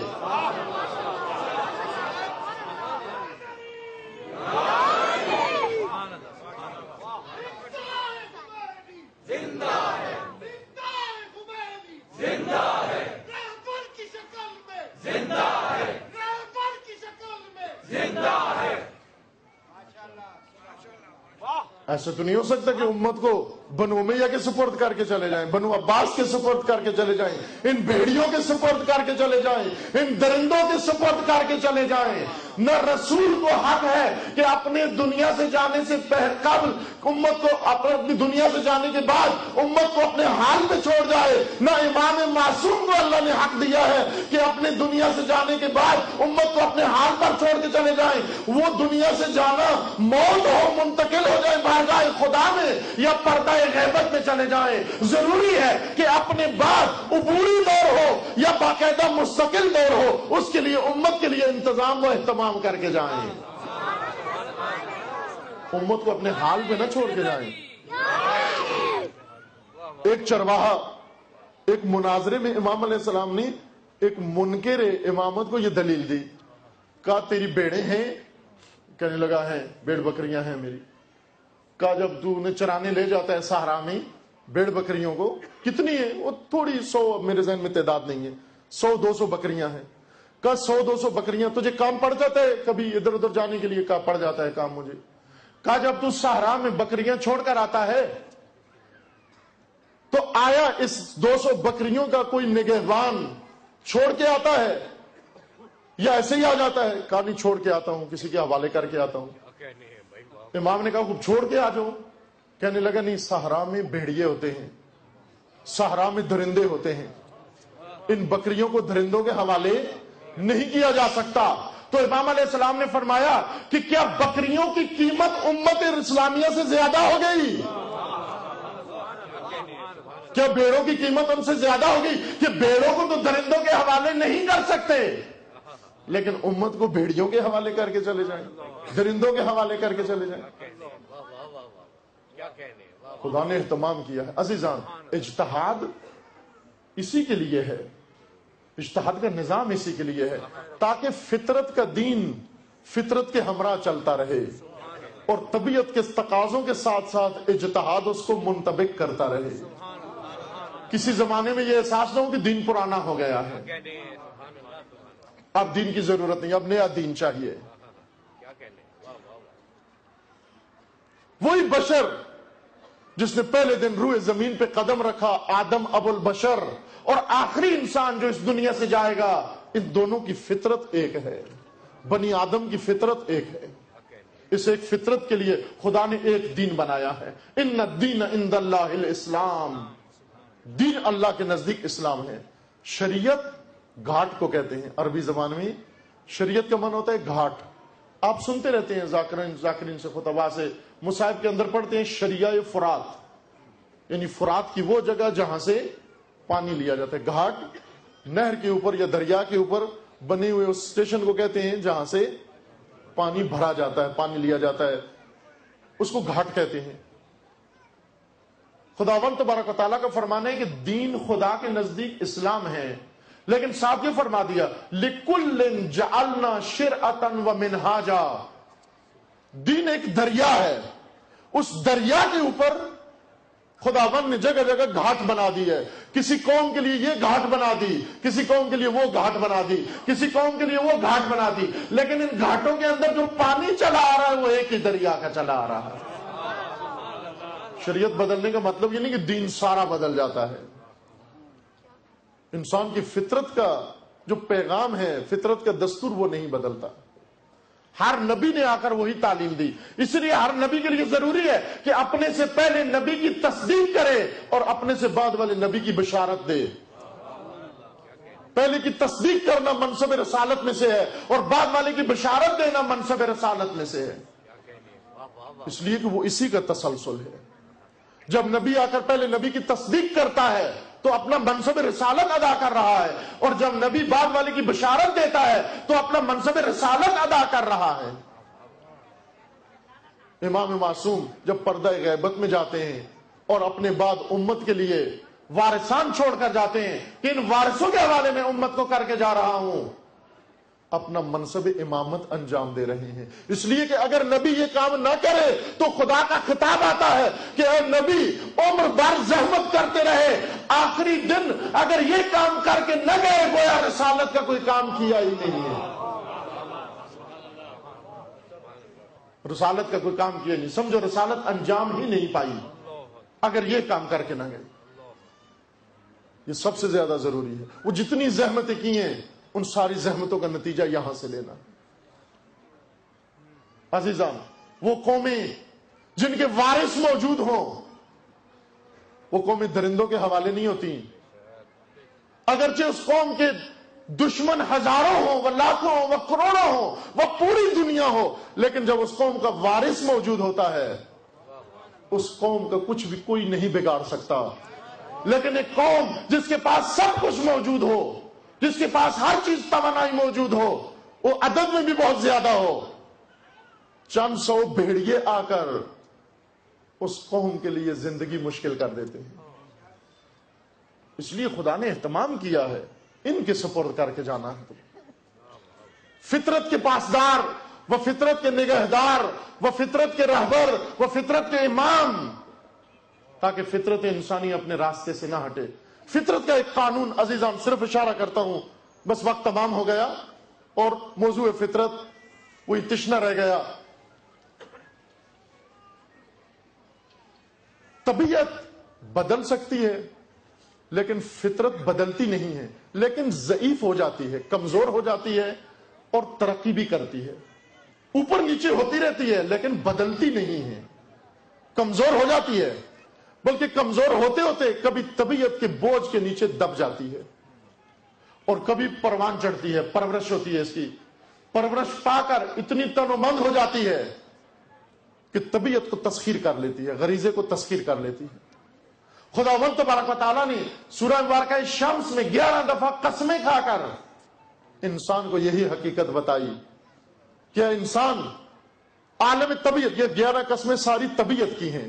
والشمس وضحاها، شمس طبیعت کا حصہ ہے، عالم طبیعت کا حصہ ہے، ماورائے طبیعت کا نہیں ہے، عالم غیب میں سے نہیں ہے۔ سورج کی قسم، سورج کی طلوع و چاشت کی قسم، رات کی قسم، رات کے اندھیرے کی قسم، چاند کی قسم، زمین کی قسم، زمین کے استوا کی قسم، وہ نفس وما سواہا، نفس اور اس کے استوا کرنے کی قسم۔ کیا قسم؟ فَأَلْهَمَهَا فُجُورَهَا وَتَقْوَاهَا، 11 قسمیں طبیعت کی کھا کر خداوند تبارک و تعالیٰ نے فرمایا کہ نفس کی قسم اور نفس کو سنوارنے کی قسم کہ اس نفس کے اندر ہم نے 2 چیزیں ڈال دی ہیں، تقوی بھی ڈال دیا ہے، فسق و فجور بھی ڈال دیا ہے، یعنی غریزہ بھی ڈال دیا ہے، طبیعت بھی اس کے اندر ڈال دی ہے اور فطرت بھی اس کے اندر ڈال دی ہے۔ قد افلح من زکاہا، نجات یافتہ وہ ہے جس نے اس کو پروان چڑھا لیا۔ زکات زکا سے ہے، زکات پرورش کو کہتے ہیں، کسی چیز کو پرورش دینے کو زکات کہتے ہیں۔ ہمارے ذہن میں زکات نکالنے سے مال کم ہو جاتا ہے، قرآن فرماتا ہے زکات مال کی پرورش کو کہتے ہیں۔ اگر آپ نے دیکھا ہو، الحمدللہ اس شہر میں خصوصیت کے ساتھ گھروں میں انتظام ہوتا ہے، باغچے لگاتے ہیں گھروں کے اندر اور مالی رکھتے ہیں، پودا لگاتا ہے مالی، پھر اس کی پرورش کرتا ہے، باغبان پرورش کرتا ہے۔ اس کی پرورش کے لیے ضروری ہوتا ہے کہ اس کو کھاد دے، اس کو پانی دے، اس کی نگہبانی کرے، رکھوالی کرے، اسے گرمی سردی سے بچائے۔ لیکن ساتھ ساتھ ایک اور چیز بھی آپ نے دیکھی ہوگی کہ مالی کے ہاتھ میں کینچی ہوتی ہے، وہ خاص موسم میں آ کر اس پودے کی اضافی شاخیں کاٹتا ہے۔ اب جس نے پیسہ دے کے پودا خریدا ہے وہ مالی کو گریبان سے پکڑ لے کہ تو نے شاخ کیوں کاٹی، اس کے تو میں نے پیسے دیے تھے۔ باغبان کو ڈانٹنا شروع کر دے کہ تو نے یہ شاخ کیوں کاٹی، یہ تو میں نے خریدی تھی، یہ پودے کے ساتھ تھی۔ وہ باغبان ہے، تم مالک ہو، لیکن پرورش کا ڈھنگ اس کو آتا ہے۔ تیری جیب میں صرف پیسے ہیں لیکن پودا پالنے کا طریقہ نہیں آتا۔ پودا پالنے کے لیے باغبان ہوتا ہے، باغبان جہاں کھاد دیتا ہے پرورش کے لیے وہاں کینچی بھی چلاتا ہے پرورش کے لیے کہ یہ اضافی ٹہنی، یہ اضافی شاخ کٹ جائے تاکہ پودا پرورش پا جائے، پودا پرورش پا جائے۔ اسی لیے زکات خدا نے مقرر کی آپ کے مال میں، کس لیے مقرر کی؟ تاکہ آپ کا مال پرورش پا جائے، پرورش پا جائے۔ زکات سے مال کم نہیں ہوتا، خمس بھی زکات ہی ہے، صرف مقدار کی وجہ سے اس کو خمس کہتے ہیں۔ خمس یعنی 5واں حصہ، وہ زکات جو 5واں حصہ نکلتی ہے، اس وجہ سے اس کا نام خمس ہے۔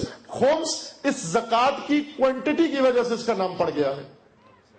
عشر بھی زکات ہے، عشر یعنی 10واں حصہ، نام بدل سکتے ہیں۔ اگر آپ 6واں حصہ دینا چاہتے ہیں اس زکات کا نام ہو جائے گا سدس۔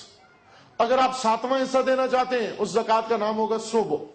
اگر آپ 8واں حصہ دینا چاہتے ہیں اس زکات کا نام ہوگا سمن، عربی نام ہے۔ یعنی 8واں حصہ زکات کے طور پر، 5واں حصہ زکات کے طور پر، 4تھا حصہ زکات کے طور پر، 10واں حصہ زکات کے طور پر۔ یہ بھی زکات ہی ہے۔ یہ خمس دیں، کیوں دیں؟ تاکہ مال آپ کا پروان چڑھے، پرورش پائے۔ خداوند نے فرمایا کہ تم سود کو اور ربا کو سمجھتے ہو کہ اس سے مال میں اضافہ ہوتا ہے اور زکات سے مال کم ہو جاتا ہے۔ فرمایا نہ، الٹ ہوتا ہے، الٹ ہوتا ہے۔ زکات دو گے تو مال پروان چڑھے گا، سود کھاؤ گے مال میں کمی آ جائے گی، اور مال میں جب کمی آ جائے گی اس کی تاثیر میں کمی آ جائے گی، اس کے اثرات میں کمی آ جائے گی۔ زکات اسی زکا سے ہے. زکا پروان چڑھانے کو کہتے ہیں. فطرت پروان چڑھتی ہے, پروان چڑھائی جا سکتی ہے. فطرت کی پرورش کی ضرورت ہے. وقد خواب من دساہا, خوابہ ہلاک ہونے کو کہتے ہیں. ہلاک ہو گیا وہ جس نے اس کو مدسوس کر دیا. دسا زمین کے نیچے دبا دینے کو کہتے ہیں. مٹی ہٹا کر نیچے ڈال کے کوئی چیز اوپر, بعض لوگ کہتے ہیں کوئی چیز چھپاتے ہیں, چوری کرتے ہیں, پھر گڑھا کھود کے اس میں اسلحہ ہے, غیر قانونی کوئی چیز ہے, اس کو نشہ آور چیزیں, منشیات, ان کو چھپانے کے لیے پولیس سے, قانونی اداروں سے چھپانے کے لیے زمین کھود کے نیچے دفن کر دیتے ہیں. اس کو عرب کہتے ہیں دسا, مدسوس, دفن شدہ چیز, چھپائی گئی چیز جس کے اوپر مٹی ڈال دی گئی ہو. قد افلح من زکاہا وقد خواب من دساہا. کامیاب وہ ہے جس نے اس کو پروان چڑھا لیا, اور ناکام وہ ہے جس نے اس کو دبا دیا مٹی کے نیچے, طبیعت کے نیچے جس نے دبا دیا. یہ طبیعت کے وبال کے نیچے دبی ہوئی فطرتیں, ان کو اپنے عہد و پیمان بھی یاد نہیں ہے. ان فطرتوں نے اللہ کے ساتھ عہد و پیمان کیے تھے. یہ ایک الگ مضمون ہے. فطرت کے عہد و پیمان خدا کے ساتھ, فطرت کے عہد و پیمان دین کے ساتھ, فطرت کے عہد و پیمان اپنے ہم نو کے ساتھ, فطرت کے عہد و پیمان اپنے مکتب کے ساتھ, اپنے امام کے ساتھ, اپنے رہبر کے ساتھ. لیکن جن کے اوپر طبیعتوں کا غلبہ آ جائے, جن کے اوپر غرائز چھا جائیں, ان کی فطرتیں دب جاتی ہیں. مدسوس فطرتیں, دفن شدہ و مدفون فطرتیں, یہ جب بگڑ جاتی ہیں, طبیعتیں غالب آ جاتی ہیں, غریزوں کی حکومت آ جاتی ہے. غریزوں کے اندر لالچ کا غریزہ ہے, طمع کا غریزہ ہے, حب نفس کا غریزہ ہے, جاہ کا غریزہ ہے, منصب پرستی کا غریزہ ہے. یہ سارے غریزے جب بھڑک اٹھتے ہیں, ان غریزوں سے دشمن فائدہ اٹھاتا ہے. دشمن انسانیت و دشمن بشریت وہ بھڑکے ہوئے غریزے اور لالچ میں آئے ہوئے غریزے کو جھلک دکھاتا ہے اور اپنے دام میں پھنسا لیتا ہے. اور اس وقت انسان جس کو خدا نے انسان بنایا تھا, وہ قاتل سید الشہداء بن جاتا ہے. عمر سعد جس کے اندر غریزہ حب مال, غریزہ شہوت, اشتہا, حاصل کرنے کے غریزے کہتے ہیں, جس غریزے کا کام ہے سب کچھ حاصل کرتا رہے. دو غریزے انسان کے اندر, ایک دافعہ کا کام کرتا ہے, ایک جاذبہ کا کام کرتا ہے. ایک کا کام جذب کرنا ہے, ایک کا کام دور کرنا ہے. غضب اور شہوت. شہوت کا کام ہر چیز کو کھینچنا ہے, مقناطیسیت ہے اس کے اندر, اور غضب کا کام دور کرنا ہے. یہ دو غریزے اگر پرورش پا جائیں, فطرت کے قانون کے تحت آ جائیں, توجہ فرمائیں, تربیت ہو جائے, اگر فطرت کی حکومت ہو جائے, اگر فطرت کا غلبہ ہو جائے اور غریزوں کی پرورش ہو جائے, تو یہی غریزے مقدس ہو جاتے ہیں. لیکن اگر طبیعت کا غلبہ ہو جائے, فطرت کو بھی نامقدس کر دیتے ہیں. اشتہا کا کام جذب کرنا ہے, غضب کا کام دور کرنا ہے. اگر قابو سے باہر ہو جائے, طبیعت کا غلبہ ہو جائے, غریزے عقل و فطرت پر غالب آ جائیں, یہ ہوس بن جاتا ہے. غریزہ شہوت ہوس بن جاتا ہے, اور غریزہ غضب کینہ بن جاتا ہے. ان دونوں کی یہ شکلیں بن جاتی ہیں. ایک کینہ بن جاتا ہے, نفرت بن جاتا ہے, اور دوسرا شہوت بن جاتا ہے, ہوسرانی بن جاتا ہے. لیکن یہی غریزے اگر پرورش پا جائیں, فطرت کی تربیت میں آ جائیں, فطرت اپنی آغوش میں لے لے ان کو, یہی غریزے بڑھ کر انسان کے اندر بڑی حسین و خوبصورت و زیبا شکل اختیار کر لیتے ہیں. کون سی شکل اختیار کر لیتے ہیں؟ ایک تولا بن جاتا ہے, ایک تبرہ بن جاتا ہے. تولا و تبرہ, یہی دو غریزے ہیں جب فطرت کی رہنمائی میں آ جائیں, اور یہی دو غریزے جب فطرت کی رہنمائی میں آ کر تولا و تبرہ بن جاتے ہیں اور عمل کے میدان میں اترتے ہیں, ایک امر بالمعروف بن جاتا ہے, دوسرا نہی عن المنکر بن جاتا ہے. امر بالمعروف اور نہی عن المنکر بن کر ظاہر ہوتے ہیں. لیکن یہی جب بگڑ جائیں, ان کے اوپر غریزوں کی حکومت فطرت کے اوپر ہو جائے, وہ طبیعت غالب آ جائے, رائے کی حکومت کا لالچ کافی ہے, انسان کو قاتل بنا دیتا ہے. قاتل بھی کس کا؟ امام فطرت کا، پاکیزہ ترین انسان کا عمر سعد بن جاتا ہے، شمر بن جاتا ہے. شمر کو لالچ دی، اے شمر اگر تو سر حسین لے کر آئے تجھے فوج کا سپہ سالار بنا دیا جائے گا. عمر سعد کو لالچ دی، اے عمر سعد اگر تو حسین کو میرے راستے سے ہٹا دے تجھے رے کی حکومت دے دی جائے گی. غریزے انسان کو شمر بنا دیتے ہیں، قاتل بنا دیتے ہیں. لیکن فطرت اگر سالم ہو، غریزوں کے حصار میں، غریزوں کے ماحول میں، غریزوں کے محاصرے میں آیا ہوا حر، چونکہ فطرت پاک ہے، غریزوں کے اوپر غلبہ پا لیتا ہے. حر کو بڑا منصب مل سکتا تھا، چونکہ حر نے جو کام کیا وہ دوسروں نے نہیں کیا. حر نے کیا کیا؟ حر نے سید الشہداء کا راستہ روکا اور روک کر کربلا لے آیا. عجب کام کیا. اسی لیے جب توبہ کر کے امام کی بارگاہ میں آئے حر، آ کر زمین پہ لیٹ گئے، اپنے آپ کو زمین پہ گرا دیا. امام علیہ السلام نے اٹھایا حر کو، حر سے کہا نظریں اوپر کرو، گردن اوپر کرو. کہنے لگے اتنا بے حیا نہیں ہو، میں کس نگاہ سے حسین کے چہرے کو دیکھوں؟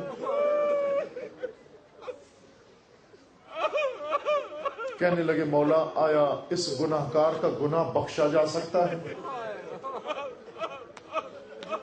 امام نے فرمایا اے حر، ہر گناہ خدا بخش دیتا ہے اگر انسان توبہ کر لے، تیرا گناہ معاف ہو گیا. کہنے لگا نہ مولا، جو گناہ میں نے کیا ہے وہ کسی اور نے نہیں کیا. حر نے کیا گناہ کیا تھا؟ حر نے کہا میں نے گناہ یہ کیا، میں فاطمہ زہرا کی بیٹیوں کو راستے سے موڑ کے مجبور کر کے کربلا لے آیا، اس تپتے صحرا میں لے آیا.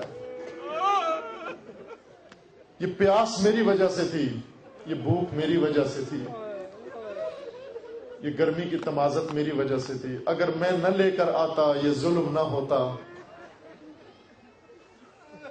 سید الشہداء نے فرمایا حر، خدا ہر ایک کا گناہ معاف کر دیتا ہے، امیدوار رہو رحمت خدا سے. عزیزان، ہم میں سے کسی کا گناہ حر جتنا نہیں ہے. ہم نے زیادہ سے زیادہ حسین علیہ السلام اور حسین علیہ السلام کی والدہ کے فرمان ہی ٹھکرائے ہیں، لیکن اولاد زہرا کو گھیر کے کربلا میں نہیں لے کر گئے. یہ مجالس مغفرت کی مجالس ہیں. حسین علیہ السلام کے صدقے اگر حر معاف ہو سکتا ہے، ہم بھی معاف ہو سکتے ہیں. شب عاشور ہے، عجب رات ہے شب عاشور، پر اسرار رات، اہل بیت کی پر اسرار رات. کربلا کی لیلۃ القدر ہے آج، کربلا کی لیلۃ القدر ہے آج. آج تقدیریں بن رہی ہیں، سعادت مند ہو رہا ہے، شقی شقی ہو رہا ہے. اگر حر کے گناہ معاف ہو سکتے ہیں، ہم میں سے ہر ایک کے گناہ معاف ہو سکتے ہیں. عجب لوگوں کی کربلا میں تقدیریں بدلی ہیں. سرداران کربلا میں ایک زہیر ابن قین ہیں. عزیزان، عجب داستان ہے زہیر کی. زہیر سید الشہداء کے حامی نہیں تھے بلکہ مخالف تھے. زہیر ابن قین خلیفہ سوم کے قتل کے بعد جو پراپوگنڈا ہوا امیر المومنین کے خلاف، وہ اولاد علی کے خلاف، اس نے زہیر پر بھی اثر کیا. زہیر کا قبیلہ بھی اہل بیت سے دور تھا، وہ بھی اس پراپوگنڈے میں آ گئے اور دور ہی رہا کرتے تھے.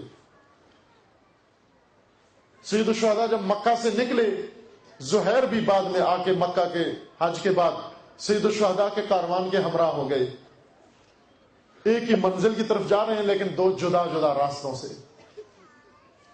اور زہیر کی کوشش یہ ہے کہ کسی جگہ حسین کا سامنا نہ کرے. جہاں حسین علیہ السلام پڑاؤ ڈالتے ہیں زہیر چل پڑتے ہیں.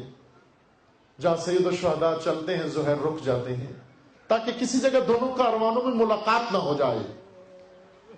لیکن ایک منزل پر جہاں زہیر رکے ہوئے تھے امام علیہ السلام نے اپنا کاروان روک دیا. روک کر قاصد بھیجا جو زہیر کو بلاؤ. قاصد امام جاتا ہے.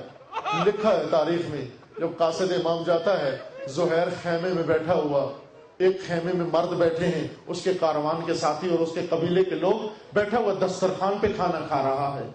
ساتھ والے خیمے میں خواتین بیٹھی ہیں, وہ کھانے میں مشغول ہیں. قاصد امام پہنچتا ہے, جا کر سلام کہتا ہے. پوچھتے ہیں تم کون ہو؟ کہتے ہیں میں قاصد حسین ہوں. نام حسین سننا تھا. زہیر کے ہاتھ میں لقمہ رک گیا, منہ کھلے کا کھلا رہ گیا. کہنے لگا میں اسی لہجے سے ڈر رہا تھا کہیں حسین سے پالا نہ پڑ جائے, کہیں اس عالم میں حسین سے ملاقات نہ ہو جائے. چونکہ پروپیگنڈے میں آیا ہوا تھا. تقدیر بدلتی ہے عزیزان, کربلا تقدیر بدلتی ہے انسان کی. وہ ہور تھے, ہور جیسے بہت تھے کربلا میں جن کی تقدیر بدلی ہے. دیکھو زہیر کی کیسے تقدیر بدلتی ہے. زہیر نے فوراً جواب دیا قاصد کو کہ جا حسین کو جواب دے دے میں آپ سے نہیں ملتا, میں ملاقات کے لیے نہیں آتا, میں نہیں آ سکتا. یہ جملہ سننا تھا کہ پشت خیمہ سے زہیر کی بیوی سامنے آ کر کہنے لگی زہیر شرم کی بات ہے, تو اپنے قبیلے کا سردار ہے, تو عرب سردار ہے, تو عربوں کے اقدار بھی بھول گیا. تجھے معلوم نہیں تجھے کون بنا رہا ہے؟ تجھے فرزند زہرا بلا رہا ہے, تجھے فاطمہ کا بیٹا بلا رہا ہے. تو بے شک جا, بات نہ ماننا, لیکن جب بلا رہے ہیں تجھے جانا پڑے گا. اے زہیر اگر تو نہیں جاتا تو پھر میں جاتی ہوں. جا کر حسین کے قدموں میں بیٹھ کر میں معذرت کروں گی کہ زہیر نہیں آیا, میں آ رہی ہوں. جو حکم ہو. خواتین مردوں کی تقدیر بدل سکتی ہیں, اس طرح سے بدلتی ہیں. زہیر نے جب اپنی زوجہ کے کہنے پر عمل کیا, اٹھ کر آرام آرام قدموں سے خیمہ حسین کی طرف چل پڑے. بس تھوڑی سی دیر کے لیے. روایت میں نہیں لکھا حسین علیہ السلام نے کیا فرمایا, چونکہ اندر کوئی راوی بیٹھا ہوا نہیں تھا, کسی نے بتایا بھی نہیں کہ حسین علیہ السلام نے کیا فرمایا. بس چند گھڑیاں امام کے پاس بیٹھا, پھر جب اٹھ کے باہر آیا زہیر کی تقدیر بدل چکی. وہ زہیر جو گیا تھا وہ کوئی اور تھا, وہ زہیر جو لوٹ کر آیا وہ زہیر کوئی اور تھا.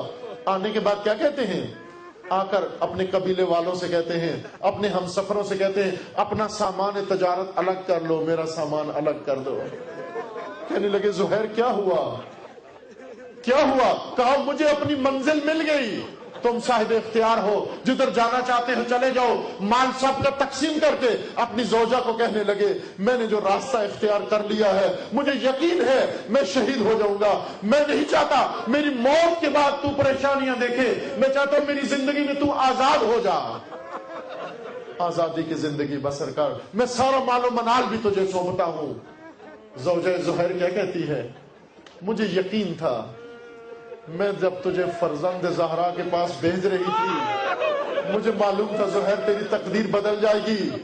زہیر ایک شرط پر طلاق قبول کرتی ہوں, ایک شرط پر طلاق پر راضی ہونا چاہتی ہوں. زہیر کہتے ہیں کون سی شرط؟ کہنے لگی جب تو شہید ہو جائے, شہید ہو کر جب تم مادر حسین کی خدمت میں پہنچے, جب تم مادر حسین کی بارگاہ میں پہنچے تو جا کر عرض کرنا کہ اے بی بی آپ کی ایک گناہگار کنیز بھی ہے جو آپ کی شفاعت کی منتظر ہے. زہیر اگر فاطمہ زہرا کے پاس جا کر میری شفاعت کر سکو میں جدائی پہ راضی ہوتی ہوں. زہیر کہتے ہیں اگر یہ توفیق نصیب ہو جائے, بی بی کی زیارت نصیب ہو جائے, شرف شہادت نصیب ہو جائے, میں تیری شفاعت کروں گا. وعدہ شفاعت دے کر رخصت ہوتے ہیں. سارا مال و منال اپنے قبیلے کو دے کر حسین علیہ السلام کے پاس آ جاتے ہیں. عزیزان زہیر کربلا میں پہنچائے, تقدیر بدل گئی. عاشور کے دن حر کی تقدیر بدلی, لیکن کربلا میں ورود سے پہلے زہیر کی تقدیر بدلی. زہیر کربلا آ جاتے ہیں. کربلا میں آ کر روز عاشور ہو جاتا ہے. روز عاشور کے بعد عصر عاشور خبر پھیل جاتی ہے اولاد رسول کو ذبح کر دیا گیا ہے, انصار رسول کو شہید کر دیا گیا ہے, اولاد حسین کو قتل کر دیا گیا ہے. یہ خبر پھیلتی ہوئی اس قبیلے تک جا پہنچتی ہے جہاں زہیر کی زوجہ بیٹھی ہے. جب خبر وہاں پہنچتی ہے اپنے غلام کو بلا کر سفید کپڑا دیتی ہے اور اسے کہتی ہے یہ لے جاؤ دشت کربلا میں پہنچ جاؤ. اس لیے کہ حسین کے لشکر میں زہیر تنہا تھا, اس کے جاننے والا کوئی نہیں تھا, زہیر کے قبیلے کا کوئی نہیں تھا, زہیر غریب تھا وہاں پر. حسین کو تو لوگوں نے دفن کر دیا ہوگا, حسین کے بیٹوں کو دفن کر دیا ہوگا, سارے صحابہ و انصار کو دفن کر دیا ہوگا, لیکن شاید میرے زہیر خاک پہ پڑا ہوگا, تو کفن لے جا کر زہیر کو کفن دے کر دفن کر کے آ جانا. غلام چلا جاتا ہے, عزیزوں کچھ عرصے کے بعد واپس آ جاتا ہے, ہاتھ میں کپڑا پکڑا ہوا ہے. زوجہ کہتی ہے کہ میرے زہیر کو بھی لوگوں نے دفن کر دیا. کتنے اچھے لوگ ہیں, کتنے بہترین لوگ ہیں کہ جنہوں نے غریب کو بھی دفن کر دیا. بیٹھ کر سامنے دو زانو ہو کر سر پیٹتا ہے اور کیا کہتا ہے, اے زہیر کی زوجہ, اے میری مالکن, تو زہیر کو رو رہی ہے, مولا حسین کربلا کی دشت پر بے گو کفن لاشا.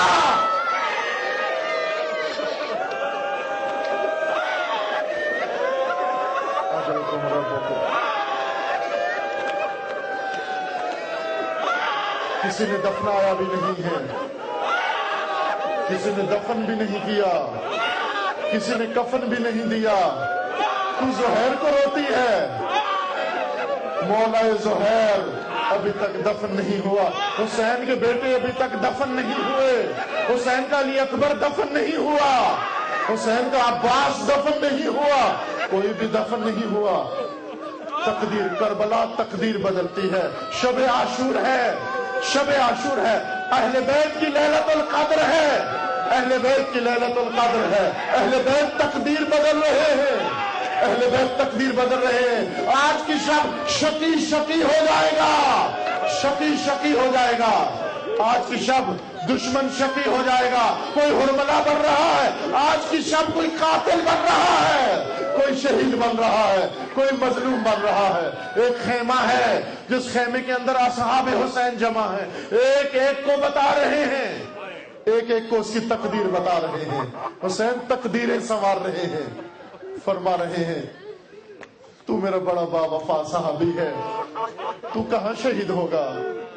امام فرماتے ہیں تو نہر کے کنارے شہید ہوگا, تو القمہ کے کنارے شہید ہوگا, تو خیمے کے پاس شہید ہوگا, تو تیر سے شہید ہوگا, تو نیزے سے شہید ہوگا, تو تلواروں سے شہید ہوگا. ہر ایک کو بتا رہے ہیں امام, ہر ایک کو بتا رہے ہیں. عزیزو, اب یقین رکھنا کہ آج شب حسین صرف اس وقت وہاں موجود خیمے میں اپنے پیروکاروں کی تقدیر نہیں بنا رہے تھے, میری اور آپ کی بھی تقدیر بنا رہے ہیں. اے مولا ہم گناہگار بھی آج بیٹھے ہوئے شہر میں آپ کے نام لیوا, آپ کی مادر کے نام لیوا, آپ کے اکبر کے نام لیوا, آپ کے بیٹوں کے نام لیوا, ہم جو یہاں بیٹھے رو رہے ہیں, مولا ہماری بھی تقدیر بنا دو, ہماری بھی تقدیر بنا دو. زہیر ابن کین جیسی تقدیر بنا دو, اور جیسی تقدیر بنا دو, حبیب ابن مظاہر جیسی تقدیر بنا دو. اے مولا ہم بھی آج گناہگار بیٹھے ہیں, ہماری بھی تقدیر بنا دو. اے حسین, اے حسین فاطمہ, اے حسین زینب, شب عاشور ہے, اہل بیت کی لیلۃ القدر ہے, تقدیر سنوار رہے ہو, ہماری بھی تقدیر سنوار دیں, ہماری بھی تقدیر سنوار رہے. حسین علیہ السلام نے چراغ بجھا دیا, چراغ بجھا کر کہا جو جانا چاہے چلا جائے, جو اٹھ کے جانا چاہتا ہے چلا جائے. کوئی بھی نہیں اٹھا. اس طرح حسین نے تقدیر بنائی, کوئی بھی نہیں اٹھا. ہر ایک اٹھ کے کیا کہنے لگا, اے مولا ہم تو جنت جانے کے لیے نہیں آئے, ہم تو بہشت جانے کے لیے نہیں آئے, ہم کربلا میں آئے, یہاں سے کس منہ سے اٹھ کے چلے جائیں, فاطمہ زہرا کو کیا منہ دکھائیں گے اگر زندہ کربلا سے لوٹ جائیں, فاطمہ زہرا کو کیا منہ دکھائیں گے. اے مولا کل عاشور کا دن ہے, کل عاشور کا دن ہے. اے مولا کل عاشور کا دن ہے. جس طرح وہاں پر आशूर को शहादत का मुजदा दिया, हर एक को मकाम शहादत बताया, हर एक को मुजदा शहादत दिया, हर एक को बशारत शहादत दी। आया हुसैन, ऐसे हो सकता है कि हम गुनाहगार भी नाम हुसैन पे शहीद हो जाए। मौला ये हो सकता है कि हमारा नाम भी शुहादा में आ जाए। मौला हो सकता है, मौला हो सकता है ऐसा, मौला हो सकता है ऐसा। एक शहीद का वसीयतनामा पढ़ा, खुदा शाहिद है दिल खून हो गया, जिगर खून हो गया। वो पढ़कर उस दिन से तमन्ना दिल के अंदर मौजूद है। उस शहीद ने क्या कहा, मैं सारी उम्र नमाज पढ़ता था, अज़ादारी करता था और दुआ करता था। क्या दुआ करता था कि परवरदिगारा मुझे शहादत की मौत अता फरमा, लेकिन ऐसे नहीं मांगता था।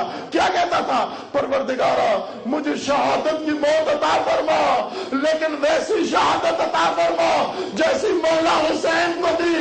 मौला शहादत आए, तिश्नगी के आलम में आए, प्यास के आलम में आए, ताकि प्यासे शहीद हो रहे अपने मौला को जा मिले। और हुसैन अलैहिस्सलाम ये तकदीर बना सकते हैं। क्या शहादत है तिश्नगी के आलम में जाना? क्या शहादत है तिश्नगी के आलम में जाना? आशूर का दिन आ जाता है, आशूर का सूरज निकल आता है। काश कभी तुलू ना होता, काश कभी आशूर का सूरज तुलू ना होता। सुबह हो जाती है, सुबह हो जाती है। आशूर की शब कैसे गुजरी? ये मोहलत की शब थी। आशूर की शब मोहलत की शब थी। सैयद शुहदा ने मोहलत ली थी। अब्बास जाओ इन लाइनों से कहो हमें आज शब मोहलत दे दें। किस लिए? क्योंकि हमें नमाज से बड़ा प्यार है। आज शब नमाज पढ़ना चाहते हैं।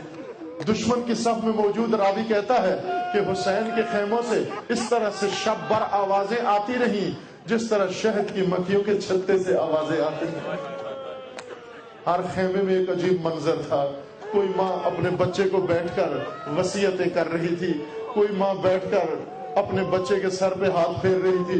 मेरे लाडले तू प्यासा है बहुत, मेरे दुलारे तू प्यासा है बहुत। कल जब आशूर हो जाए, कब जब रन पड़े तो देखना मुझे हुसैन के सामने शर्मिंदा न करना। हर माँ बच्चे को तैयार कर रही थी। अजीजान, शब आशूर बच्चों को तैयार करने की रात है। शब आशूर फकत रसूमात की रात नहीं है। शब आशूर तकदीर बनाने और बदलने की रात है।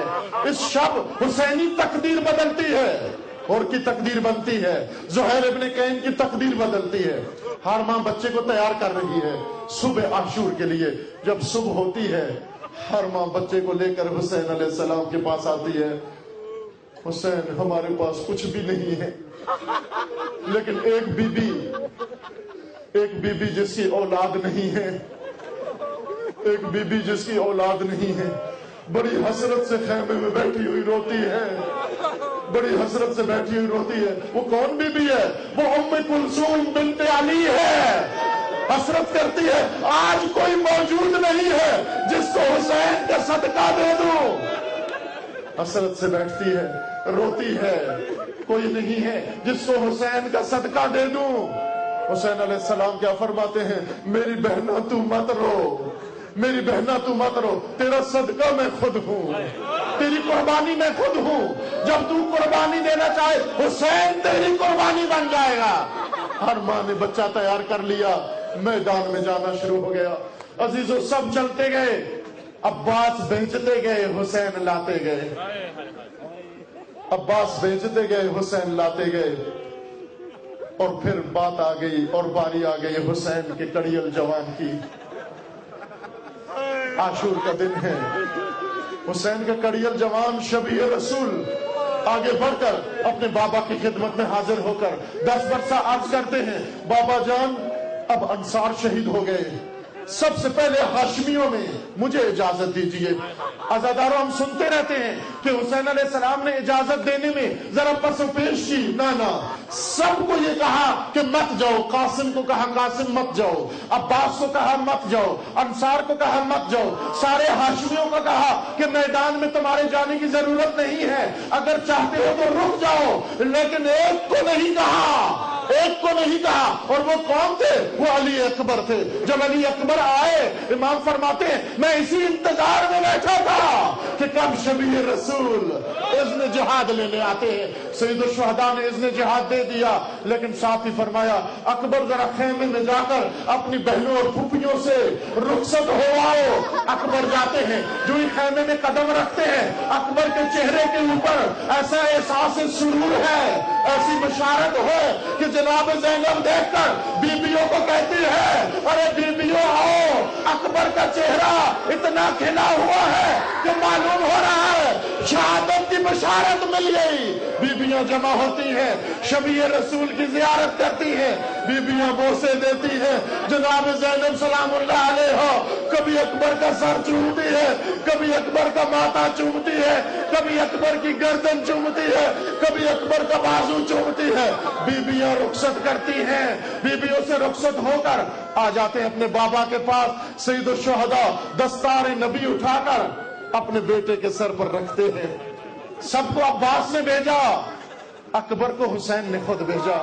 کہا عباس یہ میری قربانی ہے، یہ میرا امتحان ہے، یہ وہ امتحان ہے جو ابراہیم سے معاف کر دیا گیا تھا، یہ ذبح عظیم ہے جو حسین کے لیے چھوڑ دی گئی تھی. جب ابراہیم کے امتحان کا وقت آیا تو خداوند تبارک و تعالیٰ نے ابراہیم کو حکم دیا ابراہیم چھری اٹھا لو، ہمیں اسماعیل کا قتل ہونا پسند نہیں، ہمیں صرف تیرا امتحان مقصود تھا. لیکن اے عباس آج حسین کے امتحان کا وقت آ گیا ہے. سید الشہداء نے اپنے بچے کو اپنے ہاتھوں سے تیار کیا، دستار رسول رکھی، اس کے اوپر خود رکھا، زرہ پہنائی، شمشیر حمائل کی اور نیزہ تھمایا اور بیٹے کو میدان کی طرف سوار کیا. خود لگام تھامی، بیٹے کو سوار کر کے چند قدم میدان میں ساتھ چلتے ہیں. جناب اکبر مڑ کر کہتے ہیں بابا آپ ساتھ میرے میدان میں آ رہے ہیں، کیا مجھ سے جدائی سخت ہو رہی ہے؟ کیا بیٹے سے جدائی سخت ہو رہی ہے؟ سید الشہداء نے کیا فرمایا؟ بیٹا نہ، تجھے مقتل میں بیچتے ہوئے کوئی جھجک محسوس نہیں ہو رہی، کچھ احساس نہیں ہو رہا، لیکن تو شبیہ رسول ہے، تو میرے جد کی نشانی ہے. مجھے جب بھی شوق ستاتا تھا، مجھے جب بھی شوق آتا تھا کہ میں اپنے جد کی زیارت کر لوں، اکبر تیرے چہرے کی زیارت کرتا تھا. اے شبیہ رسول ذرا مڑ مڑ کے اپنی زیارت تو کراتا جا، اپنی زیارت تو کراتا جا. جناب اکبر چند قدم چلتے ہیں، پھر مڑ کے بابا کی طرف دیکھتے ہیں. سید الشہداء آسمان کی طرف ہاتھ اٹھا کر کیا کہتے ہیں؟ پروردگارا گواہ رہنا، اس امت شقی کی طرف اس انسان کو بھیج رہا ہوں، اس ہستی کو بھیج رہا ہوں جو اشبہ الناس تیرے رسول کے ساتھ سب سے زیادہ شبیہ ہے، جو سیرت میں بھی شبیہ رسول ہے، جو سیرت میں شبیہ رسول ہے، جو صورت میں بھی شبیہ رسول ہے، جو سیرت و صورت میں شبیہ رسول ہے. اکبر کو بھیج کر سید الشہداء خیمے کے در پہ بیٹھ جاتے ہیں، منتظر ہیں، اسی ندا کے منتظر ہیں جو صبح سے سن رہے ہیں. حسین علیہ السلام کی نگاہیں مقتل میں لگی ہوئی ہیں.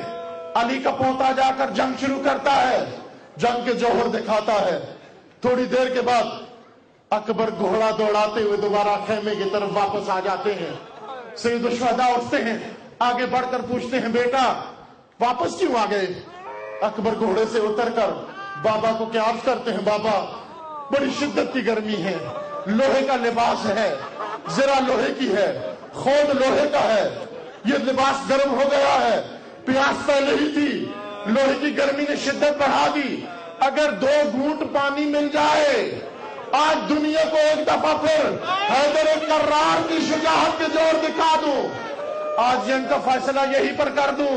سید الشہداء نے بڑی حسرت سے آسمان کو دیکھا، پروردگارا آخری وقت ہے، جوان بیٹا ہے، شبیہ رسول آخری وقت میں ایک تقاضا باپ سے کر رہا ہے، ایک تمنا باپ سے کر رہا ہے، کوئی بڑی چیز نہیں مانگ رہا، بس 2 گھونٹ پانی مانگ رہا ہے. غربت کا عالم ہے، حسین کے پاس بیٹے کو پلانے کے لیے پانی نہیں ہے. کیا فرماتے سید الشہداء؟ بیٹا زبان کھولو، زبان نکالو. اکبر نے زبان نکالی، سید الشہداء نے اپنا منہ کھولا اور کہا اکبر اپنی زبان میرے منہ میں ڈالو. अकबर ने जो ही जबान सैयद शुहदा के मुंह में डाली, फौरन बाहर निकाल ली। पूछने लगे बेटा क्या हुआ? अकबर कहते हैं बाबा आपका गला मुझसे ज्यादा खुश्क है, आपका गला ज्यादा खुश्क है, आपकी तशनगी ज्यादा है। अजरुकुम रब्बुकुम जज़ाकुम रब्बुकुम। हुसैन के बेटों को रोने वालों, अल्लाह तुम्हें तुम्हारी औलाद के गम न दिखाए। सबकी औलादें सलामत रहें, सबकी औलादें सलामत रहें। शब आशूर है, शब आशूर है, तकदीर बदलने की रात है। यही आंसू मुमकिन है तुम्हारी तकदीर बदल दे, तुम्हारी तकदीर बदल दे, शायद इस कौम की तकदीर बदल दे, शायद इस मुल्क की तकदीर बदल दे। शब आशूर है। अजीजों, अकबर रवाना हो जाते हैं। सैयद शुहदा ने क्या फरमाया? जा बेटा, हौज कौसर पर जद रसूल मुंतजिर हैं, बाबा अली मुंतजिर हैं, माँ जहरा मुंतजिर है, भैया हसन मुंतजिर है। जामे कौसर लेकर बेटा अकबर तेरे प्यास के इंतजार में है, तुझे अनकरीब से राम कर देंगे। जनाब अकबर रवाना हो जाते हैं। मक्तल में जाकर अली का प्यासा पोता फिर जंग शुरू करता है। उमर साद हुक्म देता है कि इसकी तशनगी करो, देखो ये हैदर कर्रार का पोता है, सब मिलकर घेर लो, मुहासरा कर लो। किसी जालिम ने तलवार मारी, किसी ने नेजा मारा, किसी ने तीर मारा।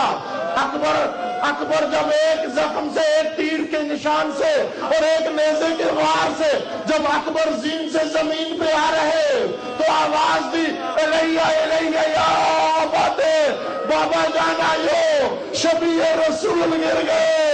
हुसैन अलैहिस्सलाम उठे, अपने आप को बेटे के जनाजे पे पहुंचाया, लाश अकबर पे पहुंचाया। समझे हुसैन अलैहिस्सलाम समझे कि गोया बेटा दुनिया से गुजर गया है। उठाकर सर अपनी आगोश में रखा, आगोश में रखकर देखा कि अकबर ने आंखें खोल दी हैं। अकबर की आंखें खुली देखकर सैयद शुहदा फरमाते हैं, ऐ शबीह रसूल, ऐ वो शकीयो जिन्होंने शबीह रसूल में वार किया, जिन्होंने हुसैन की नस्ल को खत्म करना चाहा, अल्लाह इनकी नस्ल को खत्म कर दे, परवरदिगारा इनकी नस्ल का खात्मा कर दे। हुसैन अलैहिस्सलाम ने जनाब अकबर की आंखें खुली देखकर क्या कहा? बेटा हम करीब बर्दाश्त करो, हौज़ कौसर पे सिराब हो जाओगे। अजीजों सुनो वो रिवायत जो अली अकबर ने आखिरी वक्त में हुसैन अलैहिस्सलाम के सामने बयान की, पैगाम नबी पहुंचाया। क्या फरमाते हैं जनाब अकबर? फरमाते हैं बाबा जान, जब मैं जीन से नीचे गिरा, जब मुझे जख्म लगा, मैं जीन से जमीन पे आया और आपके पहुंचने से पहले पहले मैं बेहोश हो गया था। बेहोशी के आलम में मैं हौज़े कौसर पे अपनी जद रसूलुल्लाह की बारगाह में था, बाबा अली की खिदमत में था, माँ ज़हरा की खिदमत में था।